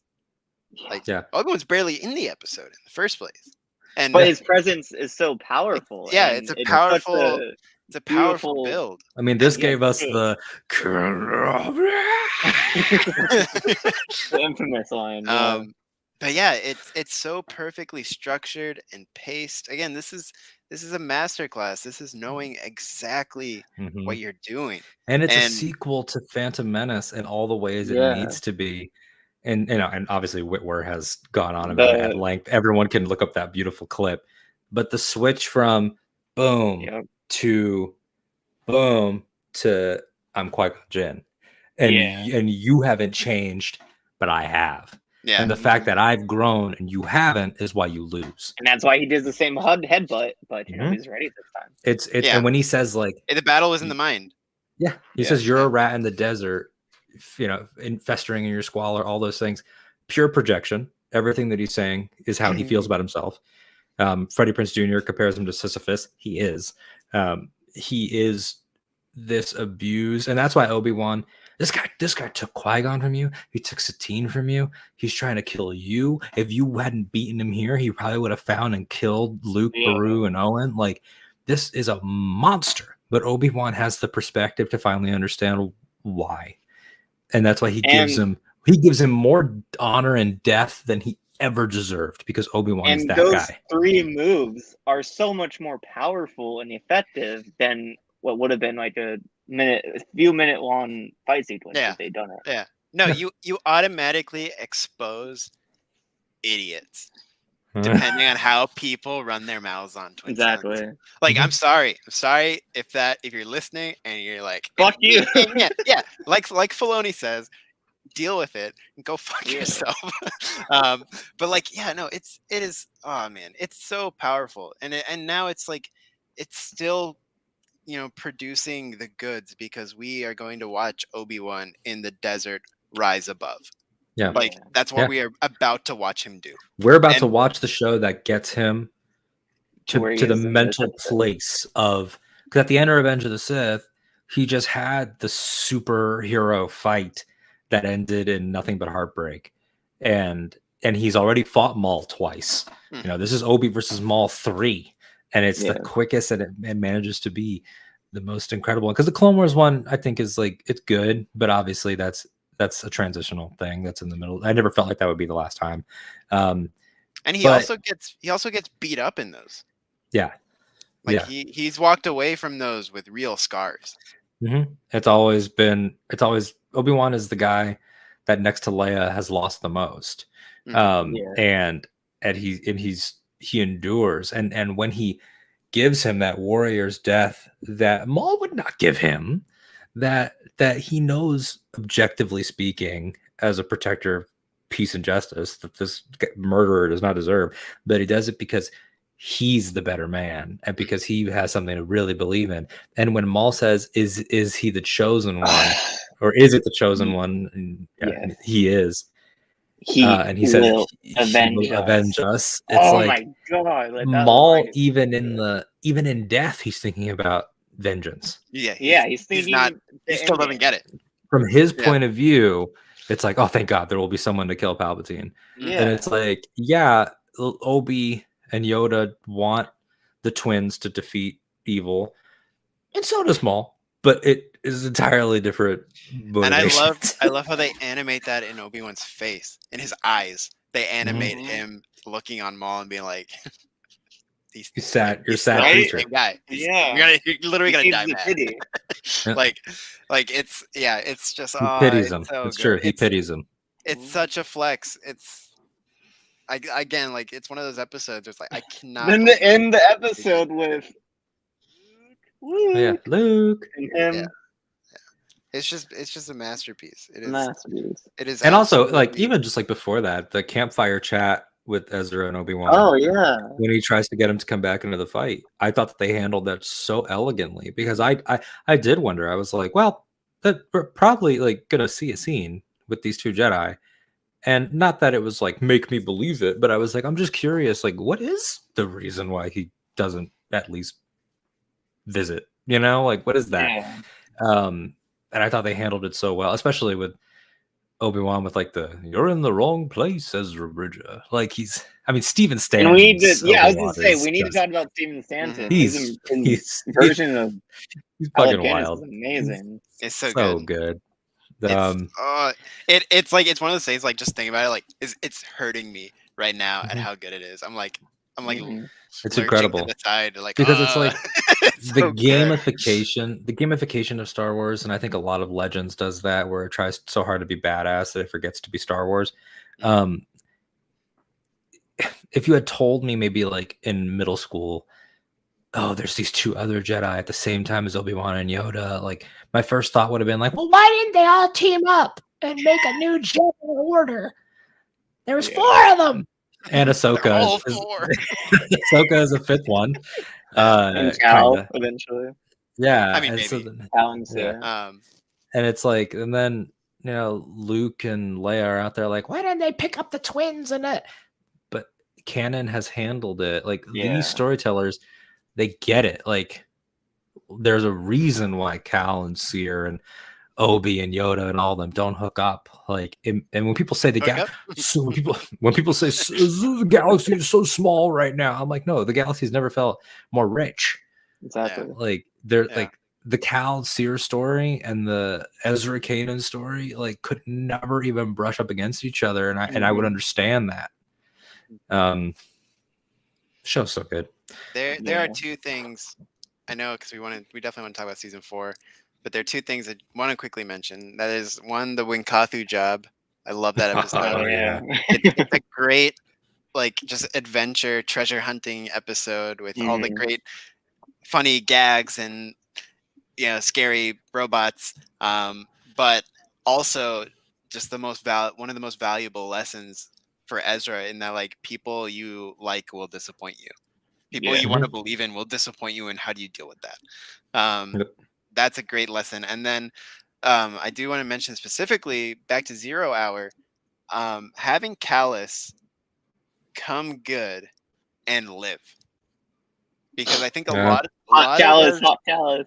Callus, a lot of us were like, oh, he's a dead man. Yeah, Like exactly. he's gonna sacrifice himself for the cause and all that. But they went the other way, and I think Dave Filoni specifically So said, brilliant. he's like, I wanted to show us a story where someone on the bad side, like, makes the right choice, and it would, like, and is rewarded with life. Like, Yeah, it's and I so think often it's that like it's not right. it's so that one and Iden Versio stand out for those Yeah. reasons, where they get to go on and actually make a difference. And in season 3, I can't remember what episode it is, but when Thrawn finds him on the Lothal Tower, 0 Hour first. that's in 0 Hour Part Yeah, 1. yeah. Okay, and they fight hand to hand.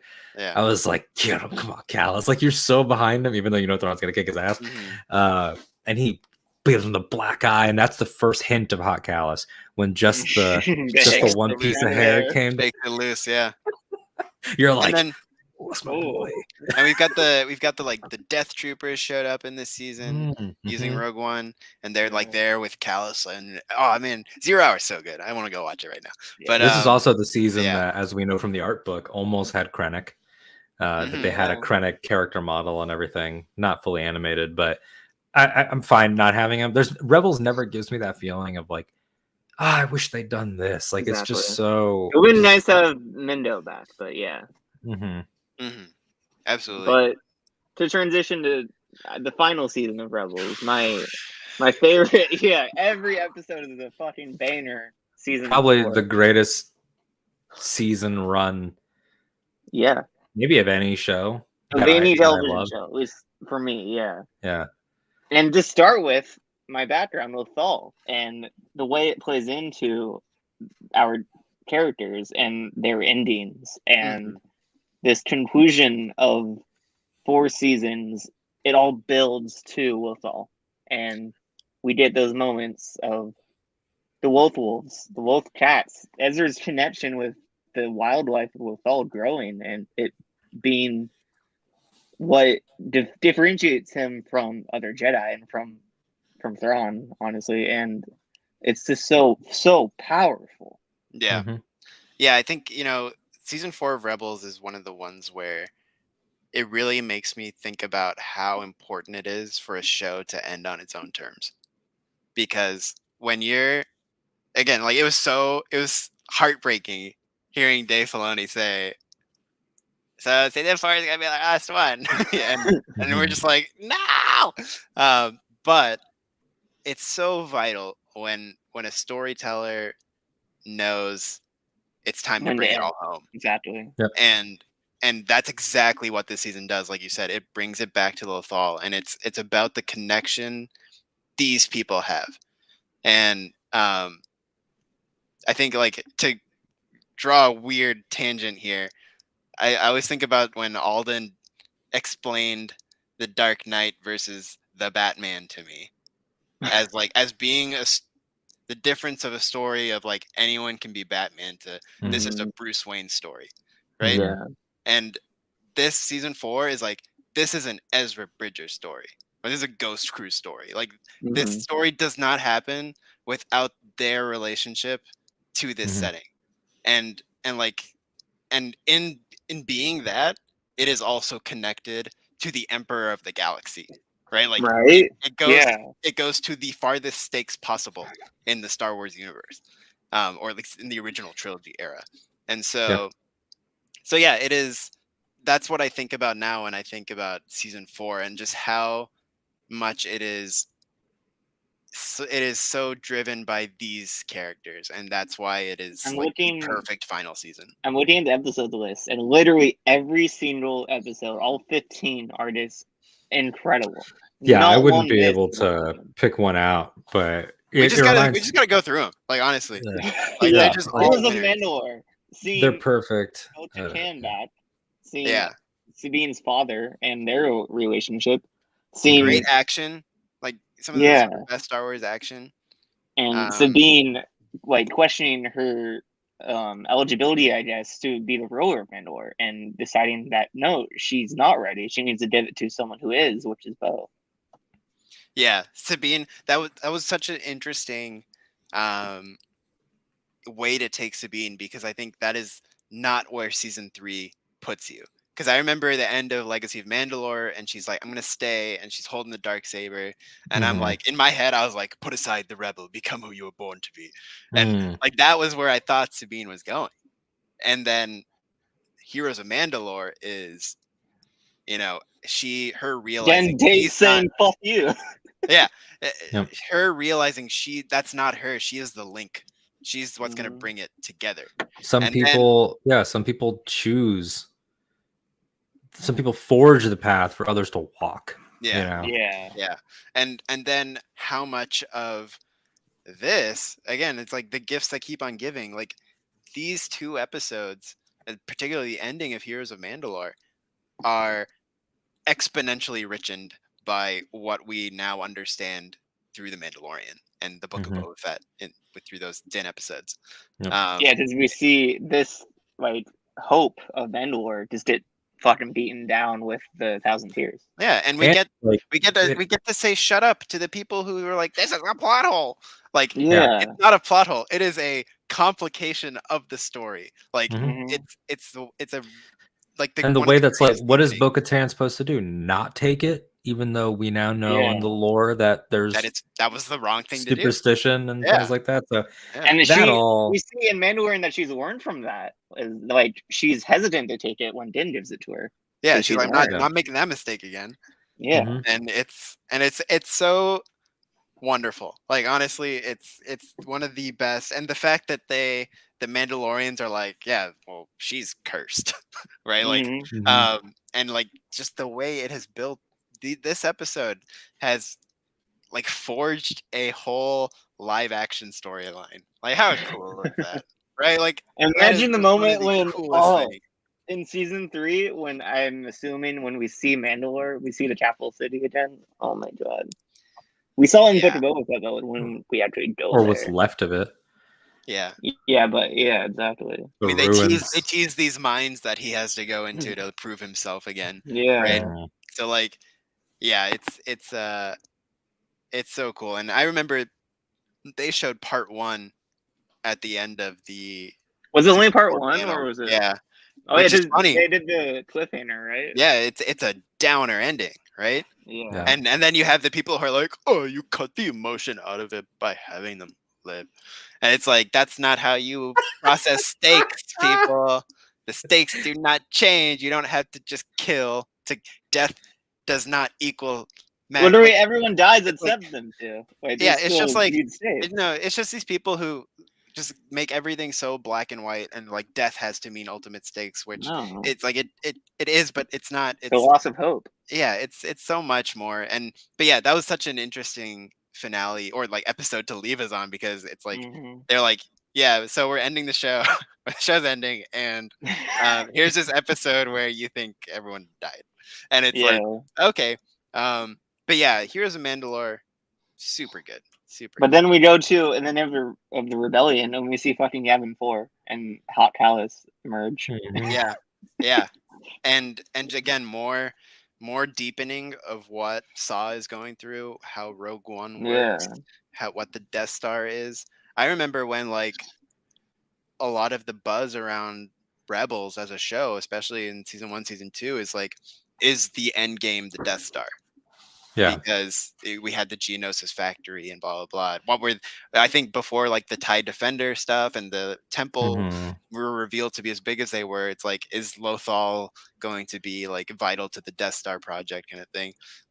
So And then post season 3, it was, is this show building to the Battle of Scarif? mhm, Was the other big Mhm. theory. Like, yeah, is this gonna That's be what I like, thought it would. yeah. right. But I'm so And glad I yeah, didn't. in the Name of the Rebellion I think I especially love part 1 where they attack the dish and you get good comedy and all Mhm. the Yeah. anytime you put the kids and the pet dog on their own, like Yeah. it's the kids and Chopper, like that's a good time. It's a good And time isn't with this that. also when Saw does his big head hologram and is like, if you Yeah. continue to fight the On Yavin war on 4. their terms, Yeah, it's and he part like 1. Yeah. calls her out in front of everybody, and Mhm. it's like valid points, but also, that's the point of Saw, is to be like valid points, but also you've lost yourself in the fight. There, the Saw Mon Mothma dynamic that they built out of the rebellion is one of the strongest because Mhm. it's like you want to fight for both Mhm. because they're both making the right point, just so differently. Yeah. Yeah, it's really good stuff. And we have the Occupation, which we have great costumes for the Ghost Crew, That's and like the them thing going that back. sticks out the most. Like, oh yeah, civilian costume. This is But great. them going back to Lothal and seeing the horror of what empires be made Right. of their And city. also, Ryder Azadi is a character that we Yeah. haven't talked about, who's a Yeah. great recurring role. Old Clancy Joe. Brown. Yeah, he finds out that old Joe got arrested. That's all. I mean, that's just all key world building stuff too, in terms of where. I mean, the Occupation in hindsight is sort of great setup for the finale, because Yeah. the finale is sort of everyone that all the friends we made along the way, type story. Mhm. Then we have one of my favorite episodes, is because I love Lothal so much, and Lothcats especially, is Flight of the Defender. Yeah. And that Mhm. opening is just so wholesome of the Lost The Tribes cats, going yeah. in. Yeah. And Yeah. just the episode as a whole too. Like, it deepens Sabine and Ezra's arts and their dynamic together. This is the Canara kiss, right? Mhm. When she leaves the Isn't it? planet. I want to say so. Or is that in Kindred? No, because I thought she I takes don't think they kissed until Jedi Knight, right? No, because they No. have like the flight data of the Defender, and she's Yeah. like, I need to get this back to base. Oh, I don't know right, if it's this yeah. episode, but Because they kiss and everybody looks, everyone's watching. yeah, The and kids it's and the them. one where Okay. she like light speeds to the hangar on the way out. So good. I think, is that this episode? It might be. I'm not sure. But we're in that neighborhood. That's Rebel Assault, I think. No, that's not Rebel too, Assault. that's too late. What is it? I think it's this one. It might be, yeah. Because she's out for a little bit. Mhm. That's true. But yeah, I'm not Yeah. 100% sure. But yeah, it's a good episode. Mm-hmm. Then Tangerade, obviously, introducing Mhm. Rook. Yeah, another great Legends bring in, but making it totally different because, of course, in the old novels, Rook kills Thrawn. And Really? Homie, yep, and Homie was never gonna do that in Rebels. Nope. Also, Warwick Davis plays him. Which is, Yeah. I love It's a the good story of voice how that line. happened too.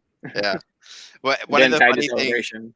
because Warwick hosted the season 3 panel. That panel, I love that panel so much. Yeah, and he was like talking about like, so Dave, when are you gonna put me in it? And then the joke being like, yeah, I'm gonna make him like the creepiest little like weirdo. It's like, you're not gonna get a sweet character, Warwick. You're gonna get some weirdo.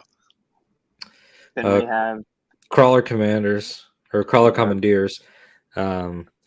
is great. That's a great fun one. Return of the Puffer Pig. Turn of the Puffer. Yep. Then we have the start of the fucking. Yeah, I mean, this is where it's like it's movie time, baby. Like this is the perfect arc right here. Oh, again, my stomach is hurting like thinking about like these. They're so good. It's not even fair.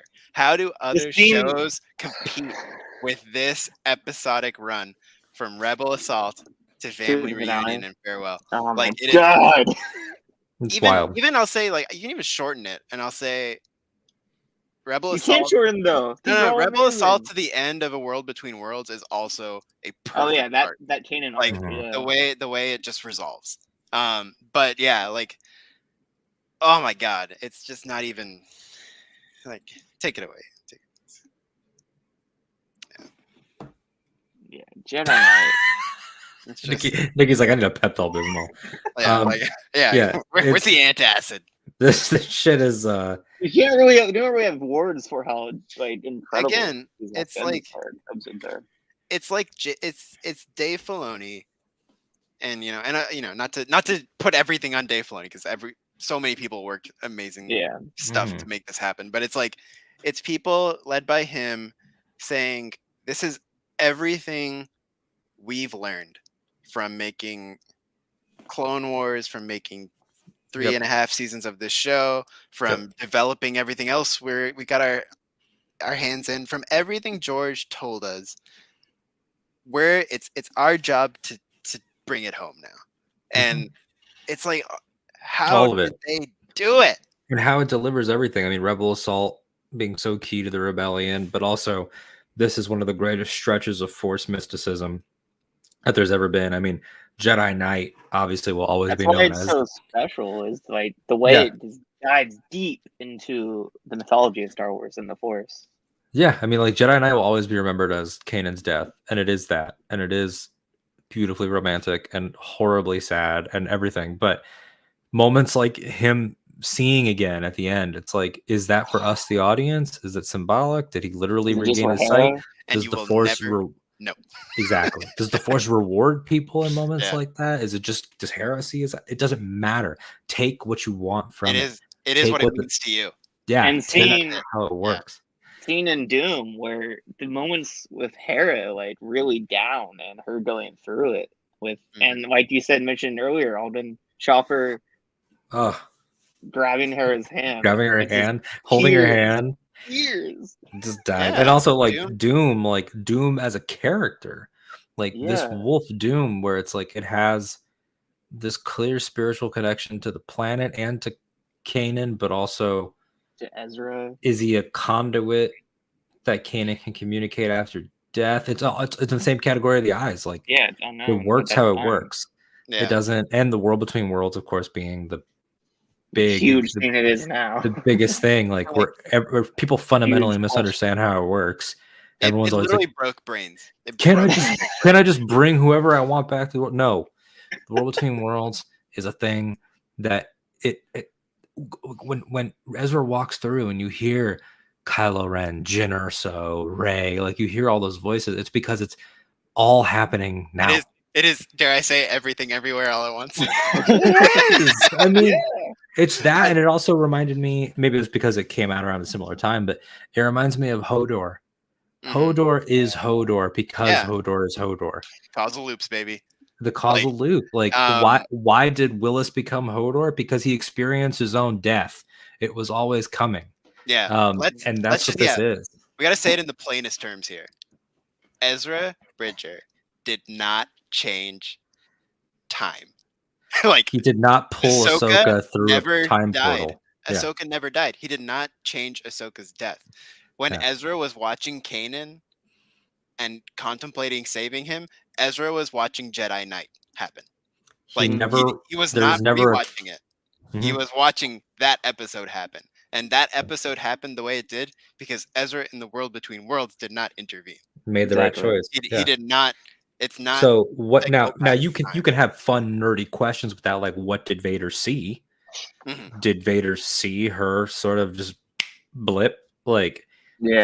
there's like some fun metaphysics there, like what actually like literally happened. I don't know, like write it in your head. But the point is that she always survived. And when he's running with her from Palpatine's flames, who by the way is fucking perfect in this episode. I mean, Yeah. Like, He brought Ian McDermott back too. Ian Like, McDermott's back. then little did we know that like it was like he brought him back for this, and it was like, oh, so great to get him one more time. Then in Rise, it's like, oh, so great, and now he might be a Kenobi, and it's like, I love this. Like, just let him do it forever. But yeah, but when Ezra says like, "Come find me," that was finally. I mean, Nikki, you talked about that moment in 2008 when we met Ahsoka. Like, what are they going to do with this character? Anakin didn't have a Padawan. Him saying, "Come find me," is him saying, when you've lived out the original trilogy, let's meet up. And it opens up even more. Like, now we don't know, what did she spend? It's still open, yeah. And, we don't know. And it's like the double meaning of like, not let's just meet up. It's also, I'm gonna get Come lost. find me. Yeah. And you're gonna need to come find me.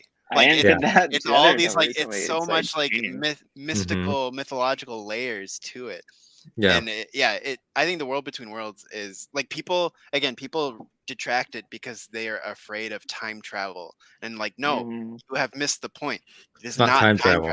It's a place of being able to perceive the great framework. Like the force touches all living things, and it is all these things, and it has the living element, and it has the cosmic element. The World Between Worlds is just like, the best thing about it is that I'm not even sure it looks like that. Yeah. And I don't think that, and you're not supposed to be. That's how Ezra, and like seeing Morai in there, seeing the different door portals, like we don't know how that, and we also don't know, like, Palpatine's trying to access it. We don't know that him accessing it would have had, he's trying, and it's scary that he's trying, but we don't know that he would have been able to use it. We don't know how that would have worked. Palpatine doesn't then get to go rewrite history however he wants, like an evil time traveler. That's not what it's going to be. It's just like, that's the way that this I love is being the experienced. idea is that, like, we've been to this place before in Rebels. Like, when Ezra's talking to Yoda in the temple, that's the World Between Worlds, and again, like, in the temple. Yeah, like, and also, like a less visualized version of it, right? Right. And like it hadn't fully revealed itself. Build upon to this point, kind of thing. And I love that. It's a point that I've made 1,000 times on different shows. So if you're watching this and you've heard me say it before, I'm going to say it again. When you get to Rise of Skywalker, and people were like, how can the necklace and the lightsaber move from physical space and all that? Like, Rebels kicked down that door hard.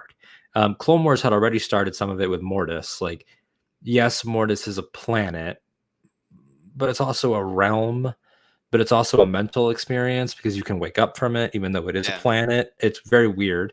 And then exactly. And then this, and that was George being like, this is how I tell people how to deal with it. It's like, Dave, you're allowed to do this, Dave. Like, that's basically George. And then Rebels does it with the wolves of like, how did we just move from one side of the planet to the other? Who knows? And then and it doesn't matter. And it's there to make the myth more interesting. I love the idea that kids will watch these episodes, and just the magic of it will just make them feel like, what? Like, did it happen? Did he really? Is there really a stone? And it connects it to Mortis with the visualizations of the ones, the three, and how all of their hands need to be in the right positions and blah blah blah. So it's like, it's just this experience. And again, but you're right, Nick, it cannot be overstated. He's watching Jedi Knight. Jedi Knight happened because it was always going to happen. That's like, I think that's like, it's really important to like not get lost in the level of conversation. Like, I think it's, for some people, it's very important to clearly state these like simple things. Like, that did not happen. This is not time travel. Ben Solo cannot be plucked out of Exegol when he's gonna die. Yeah. It's not how he always died. But because we didn't see it, Madame Garza can be plucked from before the explosion hits. That's true. And so, like, that's on the table, but Ben is not happening that way, kids. Yeah, I'm because sorry. we saw Ben die, and if somebody was theoretically watching from a World Between Worlds They were cool with it. type location, they let it happen. That's who your problem is with. Yeah.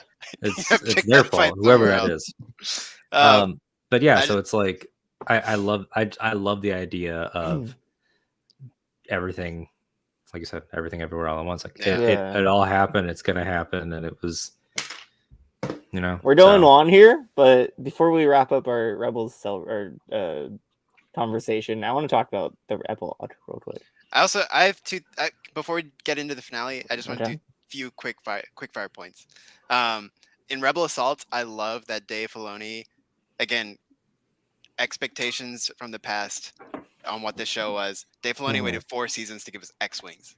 And I think that's great. And also seeing Chopper in X-Wing is top tier. Amazing. And then Jedi Knight being not only the death of Kanan, but also like the true birth of Kanan in the same episode is what he was always phenomenal meant storytelling. to do. Yeah, and like that thing of my fate is not actually important because I know that, to quote Adam Driver, when he's like, Ben doesn't perceive his future as like he doesn't care because he just knows that going with Rey is the right path. And the way, like, I forget exactly how he says it, but he's like, as long as I'm with her, I'm doing the right thing. And how Ezra learns from Kanan in that moment. Ezra needs to find his purpose also, and that was the finale. And that's Kanan, like Kanan's mindset. When you really just watch him in Jedi Knight and how it's peace and purpose, right? It's everything. It's being at Zen, like being in Zen with your selflessness. It is peak Jedi. It is everything. And it's a marvel to witness, and it will tear your heart to pieces. And Doom is like one of the, for a, what is a, we never want to like just blindly say kid show for a Star Wars thing, because it's all love it. Kid show, but like for something that is so kid oriented, kid friendly, like this is like such a huge part for kids. This show, Doom is like an unreal navigation of grief and loss. Yeah. Like, and like this is the thing when people are like, Clone Wars is more mature than Rebels. I'm like, what are you talking about? Like, you see all sides of grief in that one episode. This episode alone negates that argument. It's like, what? Clone Wars is more mature because they kill people like more ruthlessly. Yeah, like, no battles. This is emotional maturity. So yeah. Now let's do that. Now let's get to the moment. The epilogue that, I guess we could start with the fact that, so the back half of season 4 is in 0 BBY. Now we're getting nerdy. This is the back half of season 4 is right before Scarif. The liberation of Lothal happens probably a few months before Scarif, you could probably gather. And we all assumed, based on the beautiful monologue that Tia has, that this epilogue was sometime after Return of the Jedi. Yeah. And now, I think certainly as intended when created. I always thought Mando was before that epilogue. No, but not when you watched it. Not when you watched it, which is the point. When you watched it. The point being, when this was made, I think that was very much the intention. Yeah, because they didn't have Mandalorian when they were making this, let alone did they know that they'd get it. I were saying now. Yeah. But now, and Dave has been very coy, as he always is, he said, well, it's like, maybe this was after. So I think that the intention now is that this is Sabine. And it even tracks visually. I mean, like, you see the way that the city has been rebuilt and everything. Like, it doesn't take it takes longer than a couple of years for that to happen. Yeah. So, I mean, let's address everything in there. So, Hot Callus and Zeb. Callus being welcome to Lyrasan. Beautiful. Is just like the fact that he didn't actually destroy them, that he thought he did. Being and Tia's narration, this whole thing, but especially that moment, like. I love hearing her talk about the story. Yeah. Of that, where it's like he sent everyone out, And he's like, you stay behind. And they're like, we're going to do. And then she's like, I went to dinner and was just shell shocked. Yeah. Like, I couldn't tell anyone what I had just spoken. She knew that Hera was having a baby and Vanessa Marshall didn't know. Yeah. Like, it's so funny. The reveal of Jason Sandula is just, I couldn't believe what I was watching. I was like, I love how goofy he was too. I love it. Oh yeah. As a fellow mixed race child, I feel a companionship with that little hobgoblin. Yeah.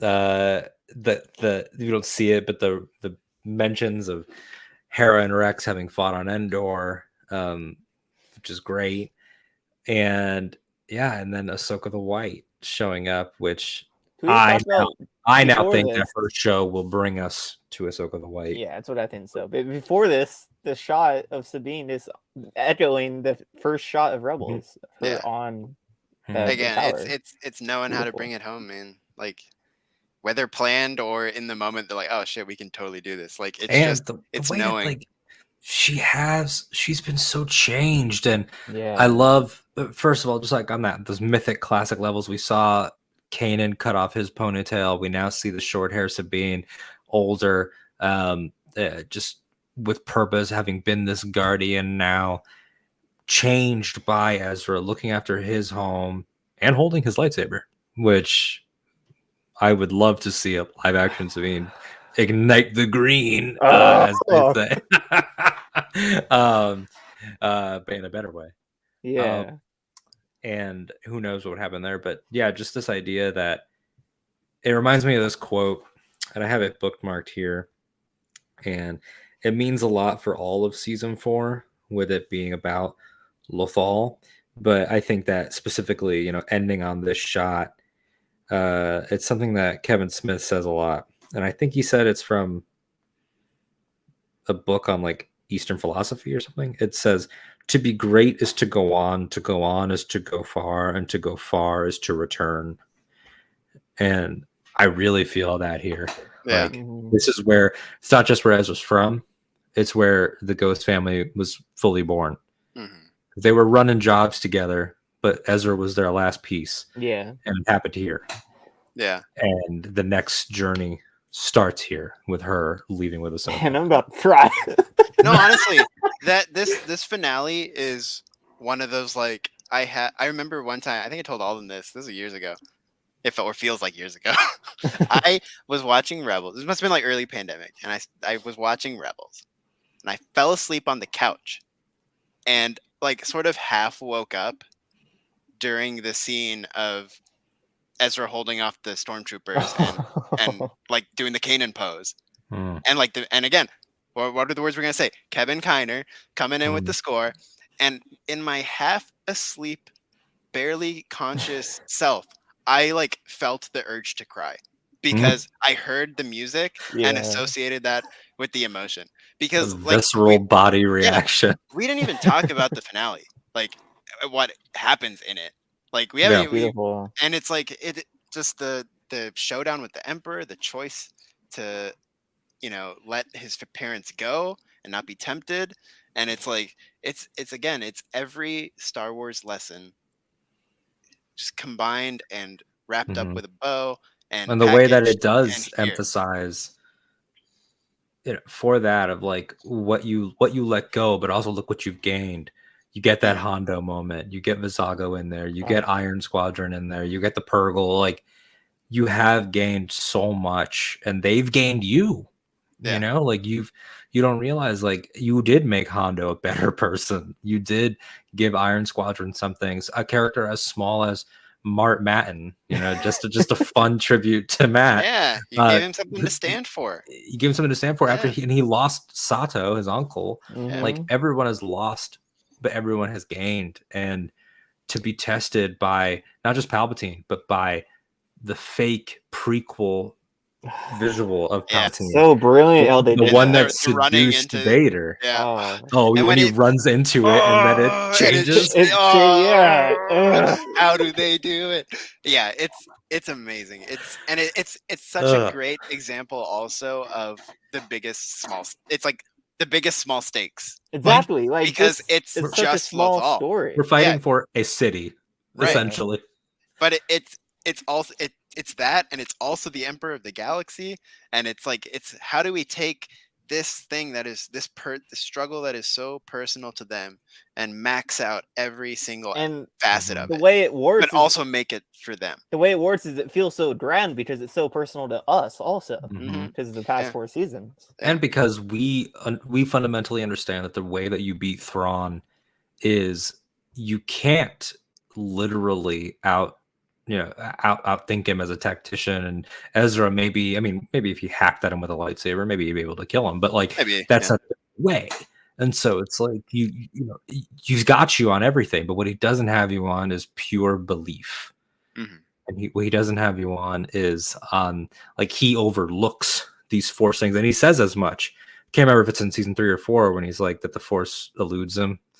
And it's like it's that little thing of it just brings me so much joy, euphoric joy, that something that was written off as filler is how Thrawn was beaten, and that like the fact that we also need to quickly address that point, in that the moment people started using filler as a critique is when they totally misunderstood what the meaning of filler is. Yep. Like filler is not a negative word. No. Yep. It's just like fan service. They've taken all the meaning out of it. Exactly. Yeah. Or cameo. I love your point about Thrawn, because it also reminds me of another, fantasy powerhouse of the Harry Potter Voldemort dynamic, in that Voldemort cannot win because he doesn't value what he doesn't understand, and that is his downfall. And that's why it doesn't matter that he's more powerful than Harry, is a better duelist than Harry. Like, that's all irrelevant by the end. And so, I don't think Thrawn has the same blind spots as Voldemort. It's very similar in that you had to find that one thing that slips under his armor. And I love that on the meta level. Tangible, on the meta level, Thrawn was the 90s attempt at grounding Star Wars and giving it like what if we had a villain that thought of everything? And then they bring him into modern canon, and it's like, no, we're going to beat you with love and lessons. Yeah. That's it. We're going to beat you with the power of nature. We'll see you in live action, son. But smack you around no matter who's playing you. Yeah. I think to end this Rebels discussion, we should talk about the future. Yeah. Ahsoka. Yeah. Yeah. So Ahsoka, which, as I've ranted about in our group chat on Twitter, gets called they're just doing the Rebel sequel in live action. That's patently untrue.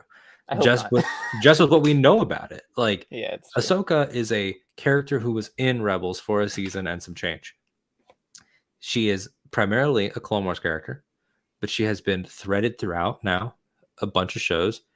Having her appear, she's not a Ghost Crew member. No. So just because Sabine is all but confirmed to be appearing does not mean that it's the Rebel sequel. Until I get my Spectres all together in a room, it's not a Rebel sequel. Yeah.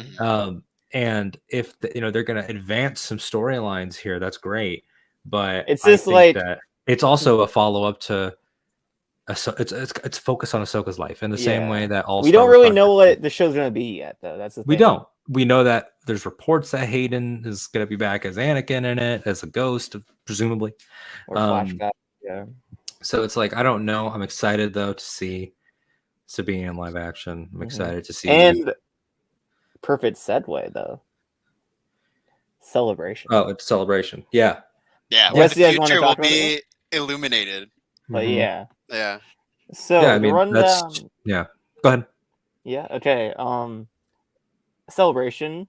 I'm sure if you're watching this, you know the panel schedule already, so I'm not going to go over it. Let's just talk about the studio showcase real quick. What do we think is going to happen? What do we think they're going to announce? What do we think they're going to talk about?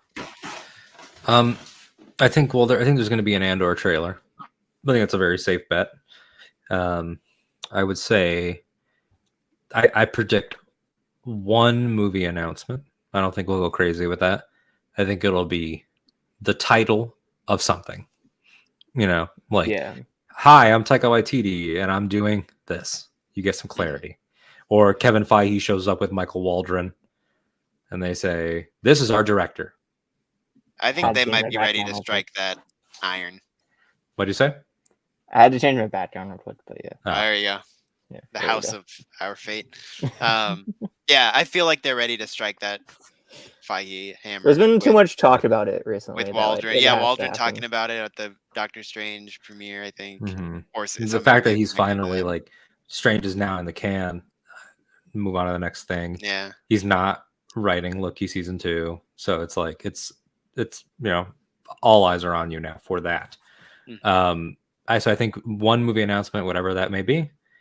Even if it's like Patty Jenkins and she's like Rogue Squadron is coming out next December. I'm thinking we did several at this point. I think we did Patty Jenkins coming on stage to talk about Rogue Squadron, since we know that's still in the works. Like, it's still dated for next year. Mm-hmm. Like, there was a update like a few months ago, and that was still on the schedule for December 2023. So I think it's back on, especially since Cleopatra she's not doing that anymore. Yeah. So I think she's still on board for this. Either it gets delayed or what do we think is going to be the film next year, if there is one? That I would guess. I mean, it has to be that, or it has to be the Feige one.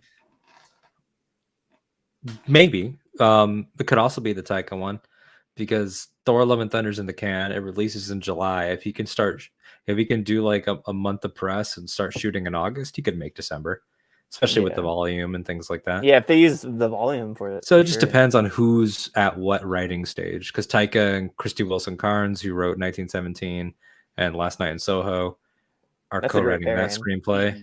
Yeah, it's very exciting. Waldron working. So I think whoever gets a script locked first out of those two goes. Provided that Rogue Squadron is there. And then also there's always the chance that there's stuff that we don't know about movie wise. That's what I want. That's J.D. Dillard. The thing I want from this panel is not just more information on what we learned from Investors Day. Yeah. I want new. I want more new. That even hasn't been leaked yet, because we know Drama Rodeo is probably announced. But that's been leaked to death. Yeah. That either it's J.D. Dillard finally for sure doing something, if they bring out the showrunner of Lando and he confirms Donald Glover. So I think there's lots of that. I also praying for Acolyte States. because Acolyte's set to shoot in August, I think. Yeah, late summer, I think. I am also, this might be a fool's hope, but I kind of think it would be rad as fuck if they ended the panel with Indy 5. I think they might. It's called Studio Showcase. They say Lucasfilm Studio Showcase, not Star Wars. They keep wording it very specifically, and like, why would you call a panel that? That's like it feels very businessy. Title, at the very least, title very card. Least, title card comes up. They play the theme. They filmed a lot, haven't they? Wrapped. They be ready? Maybe potentially ready for a trailer. They're wrapped. And if it doesn't happen here, we're getting footage at D23. 100%. 100%. By D23, that's when you have Mangold, Harrison, Phoebe Waller. I'll be there for that. I'm excited about that. There you go. Oh, this guy. Yeah. This guy over here. Yeah. Live from D23. So I think that's. I'd look for them to announce a new animated show. Mm-hmm. Besides Tales, yeah. Yeah, like a proper series. Will it be here? Because they keep saying it's live action only. They keep saying live action showcase. That's right. Yeah. They said live action brain theory time. Here we go. Oh yeah. Taylor Dre is announced to be signing Thursday night only. So he's there Thursday. Coincidence? Is it or not that the studio showcase is Thursday? Are we doing a Rebel sequel announcement? That panel. I don't think so. Mostly because it is live action only. I predict that. The thing about it is that it's Thursday. So like Andor, Acolyte, Ahsoka will probably be the focus. But Ahsoka might be Mando Plus. There's also Mando Plus. That's true. They might move her over there. But the thing about it is that night at midnight, Kenobi drops. So it's like maybe Deborah. There's another big brain, but that's way more likely. So like if you look at the schedule hang out after here and then watch the episodes. If you look at the schedule right now, there's the gap and the last panel of the day is usually filled in that time slot. There's a gap Thursday. So I'm thinking if it doesn't announce before 2 weeks from now, the end of the panel, they say here's a ticket to the world premiere of Kenobi later in the day. I think that's definitely on the table. Can you imagine the madness to get one of those? If you're in the main room or the streaming room, I'll flip mine. I will flip mine on the spot. I will scalp that. I will. Oh man, I'll be outside like DJ. Like, so you want to see the Kenobi trailer? I could do that. I think that's possible. Yeah. Yeah, I think that's very true. Friday is just Light and Magic and Attack of the Clones 20. So there's no announcement space in there. And also everyone's going to be buzzing because they will have seen the first 2 Kenobis. Let me bring up the schedule real quick. Let's bring it up on here. Why not? But yeah, I know, like, I don't want to be greedy, but like, it's almost like we've had these titles for so long of the things we saw from that Investors Day of December 2020. I get what you're saying though. Like, give us something new that we. Yeah, I want something new to chew on. I don't just want more expanding on what is already a stacked slate, but it's like I want something like really new to get my interest peaked and all that. I think it'd be super cool. And this feels like the time to do it. Definitely. It's like, come on. It's been leading up to this. Yeah, it's like, we need you here. Come on. Give me 1 second. Okay, so I'm just bringing up the celebration stage panels right now.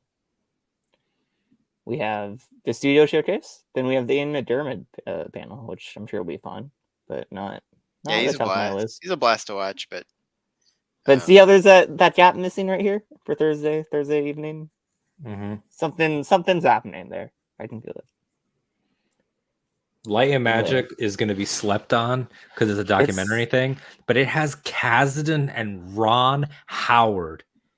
Come on. And Dennis Mirren, Joe Johnston, Phil Tippett. Like, come on. Fuck. Like, that's going to be a Light and Magic reminds me of the panels of like celebrations of yesteryear, where Celebration in some ways is great, in other ways I kind of cringe at. Celebrations really just become this like announcement machine. Celebration used to be what the name suggests, which is a celebration of Star Wars and everything that's happened and why we're here. And I think a whole panel dedicated to the geniuses at ILM who have crafted like the most amazing things you've seen for the last 50 years or whatever. Like that is like peak what I think is really the core of Celebration. That's why I don't get these people who are complaining about like, oh, the autograph hall isn't stat or the panelist isn't stat. Like, who cares? Like, we actually get to have a more kind of laid back, I guess, celebration in a way. I'm sure it won't be, but like, it might be that way this year. But I think it's just like everybody's like, again, I swear it's like it's rooted in like reaction video culture where it's just like I need to freak out at something and not I need to really appreciate why I'm a fan, right? Like why I'm here. So yeah, I'm really excited for Light and Magic. I hope we get a good lottery slot for it. And the Attack of the Clones 20th, that'll be a fun one. Then we have the Disney Park panel, which for me and Nikki, who are going to Star Wars night, that might be a perfect primer for us. Yeah. It looks like it could be a nice little pregame. Then we have the other big one, Mando Plus. Yeah, this is going to be really intriguing in how this one's built out. Yeah. Because Investors Day it was Mando, Book of Boba was not talked about, and Rangers of the New Republic, and Ahsoka. And Rangers is whatever it is right now. Do we get talked about it? Do they talk about what? No. Not unless they've like somehow retextured the whole thing. Yeah, which unless I think Rangers they was would've done like, now. I think they're working taken- on that, but I think it's too Yeah, early. To too talk early about it. probably. Yeah. yeah, I think that for everything that I know, like insidery, is that Rangers was just a thing that they announced to for have Guardian. investors. Like it was just a title card. Oh, really? Yeah, there was no actual movement on that. So Which not is a an shame because like result. that's a shame because that was like the most one I was most excited for. I think it's a the most really potential. promising like premise. Well, because Didn't he even- Josh loves Cara Dune. That's why. Number one card. No. No, didn't because even- like He didn't even get blocked by her on day one. It's like, come on. I did though. I actually did. There you go. No, but I did mean an anthology series, like just all about the New Republic. Like that would be really cool. You have Janina Gavankar, a Exactly. live action actress who's a nerd. Like that should be the Iden, Shriv, Cass Dameron, God. Shara Bay. It If be you so Shriv many in live things. action, I would go Shriv. insane. That's what's so cool about it. Like it's such an open concept for a really rich period Cronus right now. Squadron. Mhm. Yeah, I mean That'd be cool. it's got I mean it's also like if you think about all these pieces they're building, because if we take Investors Day at its word, the idea sounded like Ahsoka, Rangers, Mando, like kind of all come to the same point and have this They're- big event yeah. piece. What do you right? think that is? If it's still like in cards for right now. I think it's Heir to the Empire. Yeah, I nothing would bring me more happiness than if they do like a TV movie on Disney Plus and call it Heir to the Empire. That'd be Just to- that'd be just to- so cool. Yeah. Piss off the annoying Legends purists. We took your title and we're making something better. Yeah. No, it's got to be this Thrawn, whatever the Thrawn buildup is. Yeah. Mhm. But yeah, I mean, but again, like Rangers works so well. The concept of Rangers, at least, but whatever the title brings to your mind, like it works so well into that. You can build up the idea of what the New Republic looks like, and then we don't actually know where Rogue Squadron the film is in the timeline, but if we base what Rogue Squadron is through Legends, then that movie is also part of this time period and this story. So it's like it could have been this epic come together of all these different projects, and so I do hope Rangers is not a dead idea. Yeah. I hope I it is. still- I hope it turns into something. I still have that inch of hope that Rogue Squadron is post Rise of Skywalker. And that's the thing, like it God. so easily could be. Like it's a perfect sort of in. The only Yeah. thing being that the logo is a Rebellion era X-wing, but it's like is that something they're like really married to? No, I don't know. I think those is a stock photo Yeah, that they used so- for an asset they had. So yeah, it's like it'd be such a great like comeback story. We're gonna resurrect this legendary fighter squadron, and isn't the line about forging the new era of like Star Yeah. Wars storytelling or something? Mhm. So it's like it's such a perfect in. Mm-hmm. But And, yeah, with General Dameron leading it. But with Mando Plus season 3, big focus. Ahsoka, big focus. I don't know who's available for Ahsoka because they're shooting. But they they're might just local. have them there for the day. Right? Like, Yeah. they shoot in Yeah, LA, they read. right? Yeah. They Yes, shoot in yes, right I just down guess the for street. the day. A lot of people are like, why hasn't Hayden been announced for a signing yet? And it's like he might busy, not be probably. allowed to, because Exactly. if he does a sign or photo op and catches COVID, then he's gonna change the shooting schedule. So Also, like that could be that. it's the same case with the sequel trilogy. Why they couldn't sign? They have contracts where they like can't do signs until it's done. Like maybe Yeah. since the people that are filming stuff right now can't do signings. Yeah. So I predict, Mando season 3, Ahsoka, possibly Book of Boba season 2. Yeah. There's nothing. We that's did a okay new on. one announced, like the Book of Cobb Vanth. The Book of Bo-Katan, baby. Book of Bo-Katan, yeah. The Book of Bo-Katan. It just Are there sounds like were there actual rumors about Book of Bo-Katan? Yeah. yeah, yes and no. Like they're substantial, but there were rumors. there's been a Bo project And her thing that about has thinking taken what she had. many forms. Yeah. And Yeah. I've heard things. It was going to be like part of Rangers, right? When I was still in. it was like Rangers was the thing that I had heard was that it was like Bo and Cara Dune was floated as a 2-woman spinoff, Yeah. and then Ugh. different forms. But Katie's gonna be there, so Mhm. who knows? Yeah, I don't know. I mean, Book shit. of They Luke Skywalker.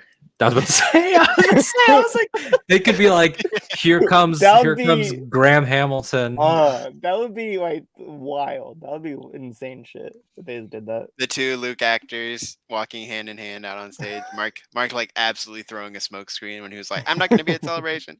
Yep. That'd be insane. Mark comes Yeah. in. He comes out of the stage like Michael Jackson. Book of Grogu. Yeah, I don't know what this is, but I'm excited. Yeah. So I think Saturday's like probably one of the most stat days like overall because we have the Mana Plus behind panel, the we have the scenes behind is the gonna be scenes great. panel right after. Like, I'm excited Tales, for that. And Tales of the Jedi right after Mhm. that. Tales. I'm honestly like probably most excited for outside of Yeah. Studio Showcase. Just because it can be anything.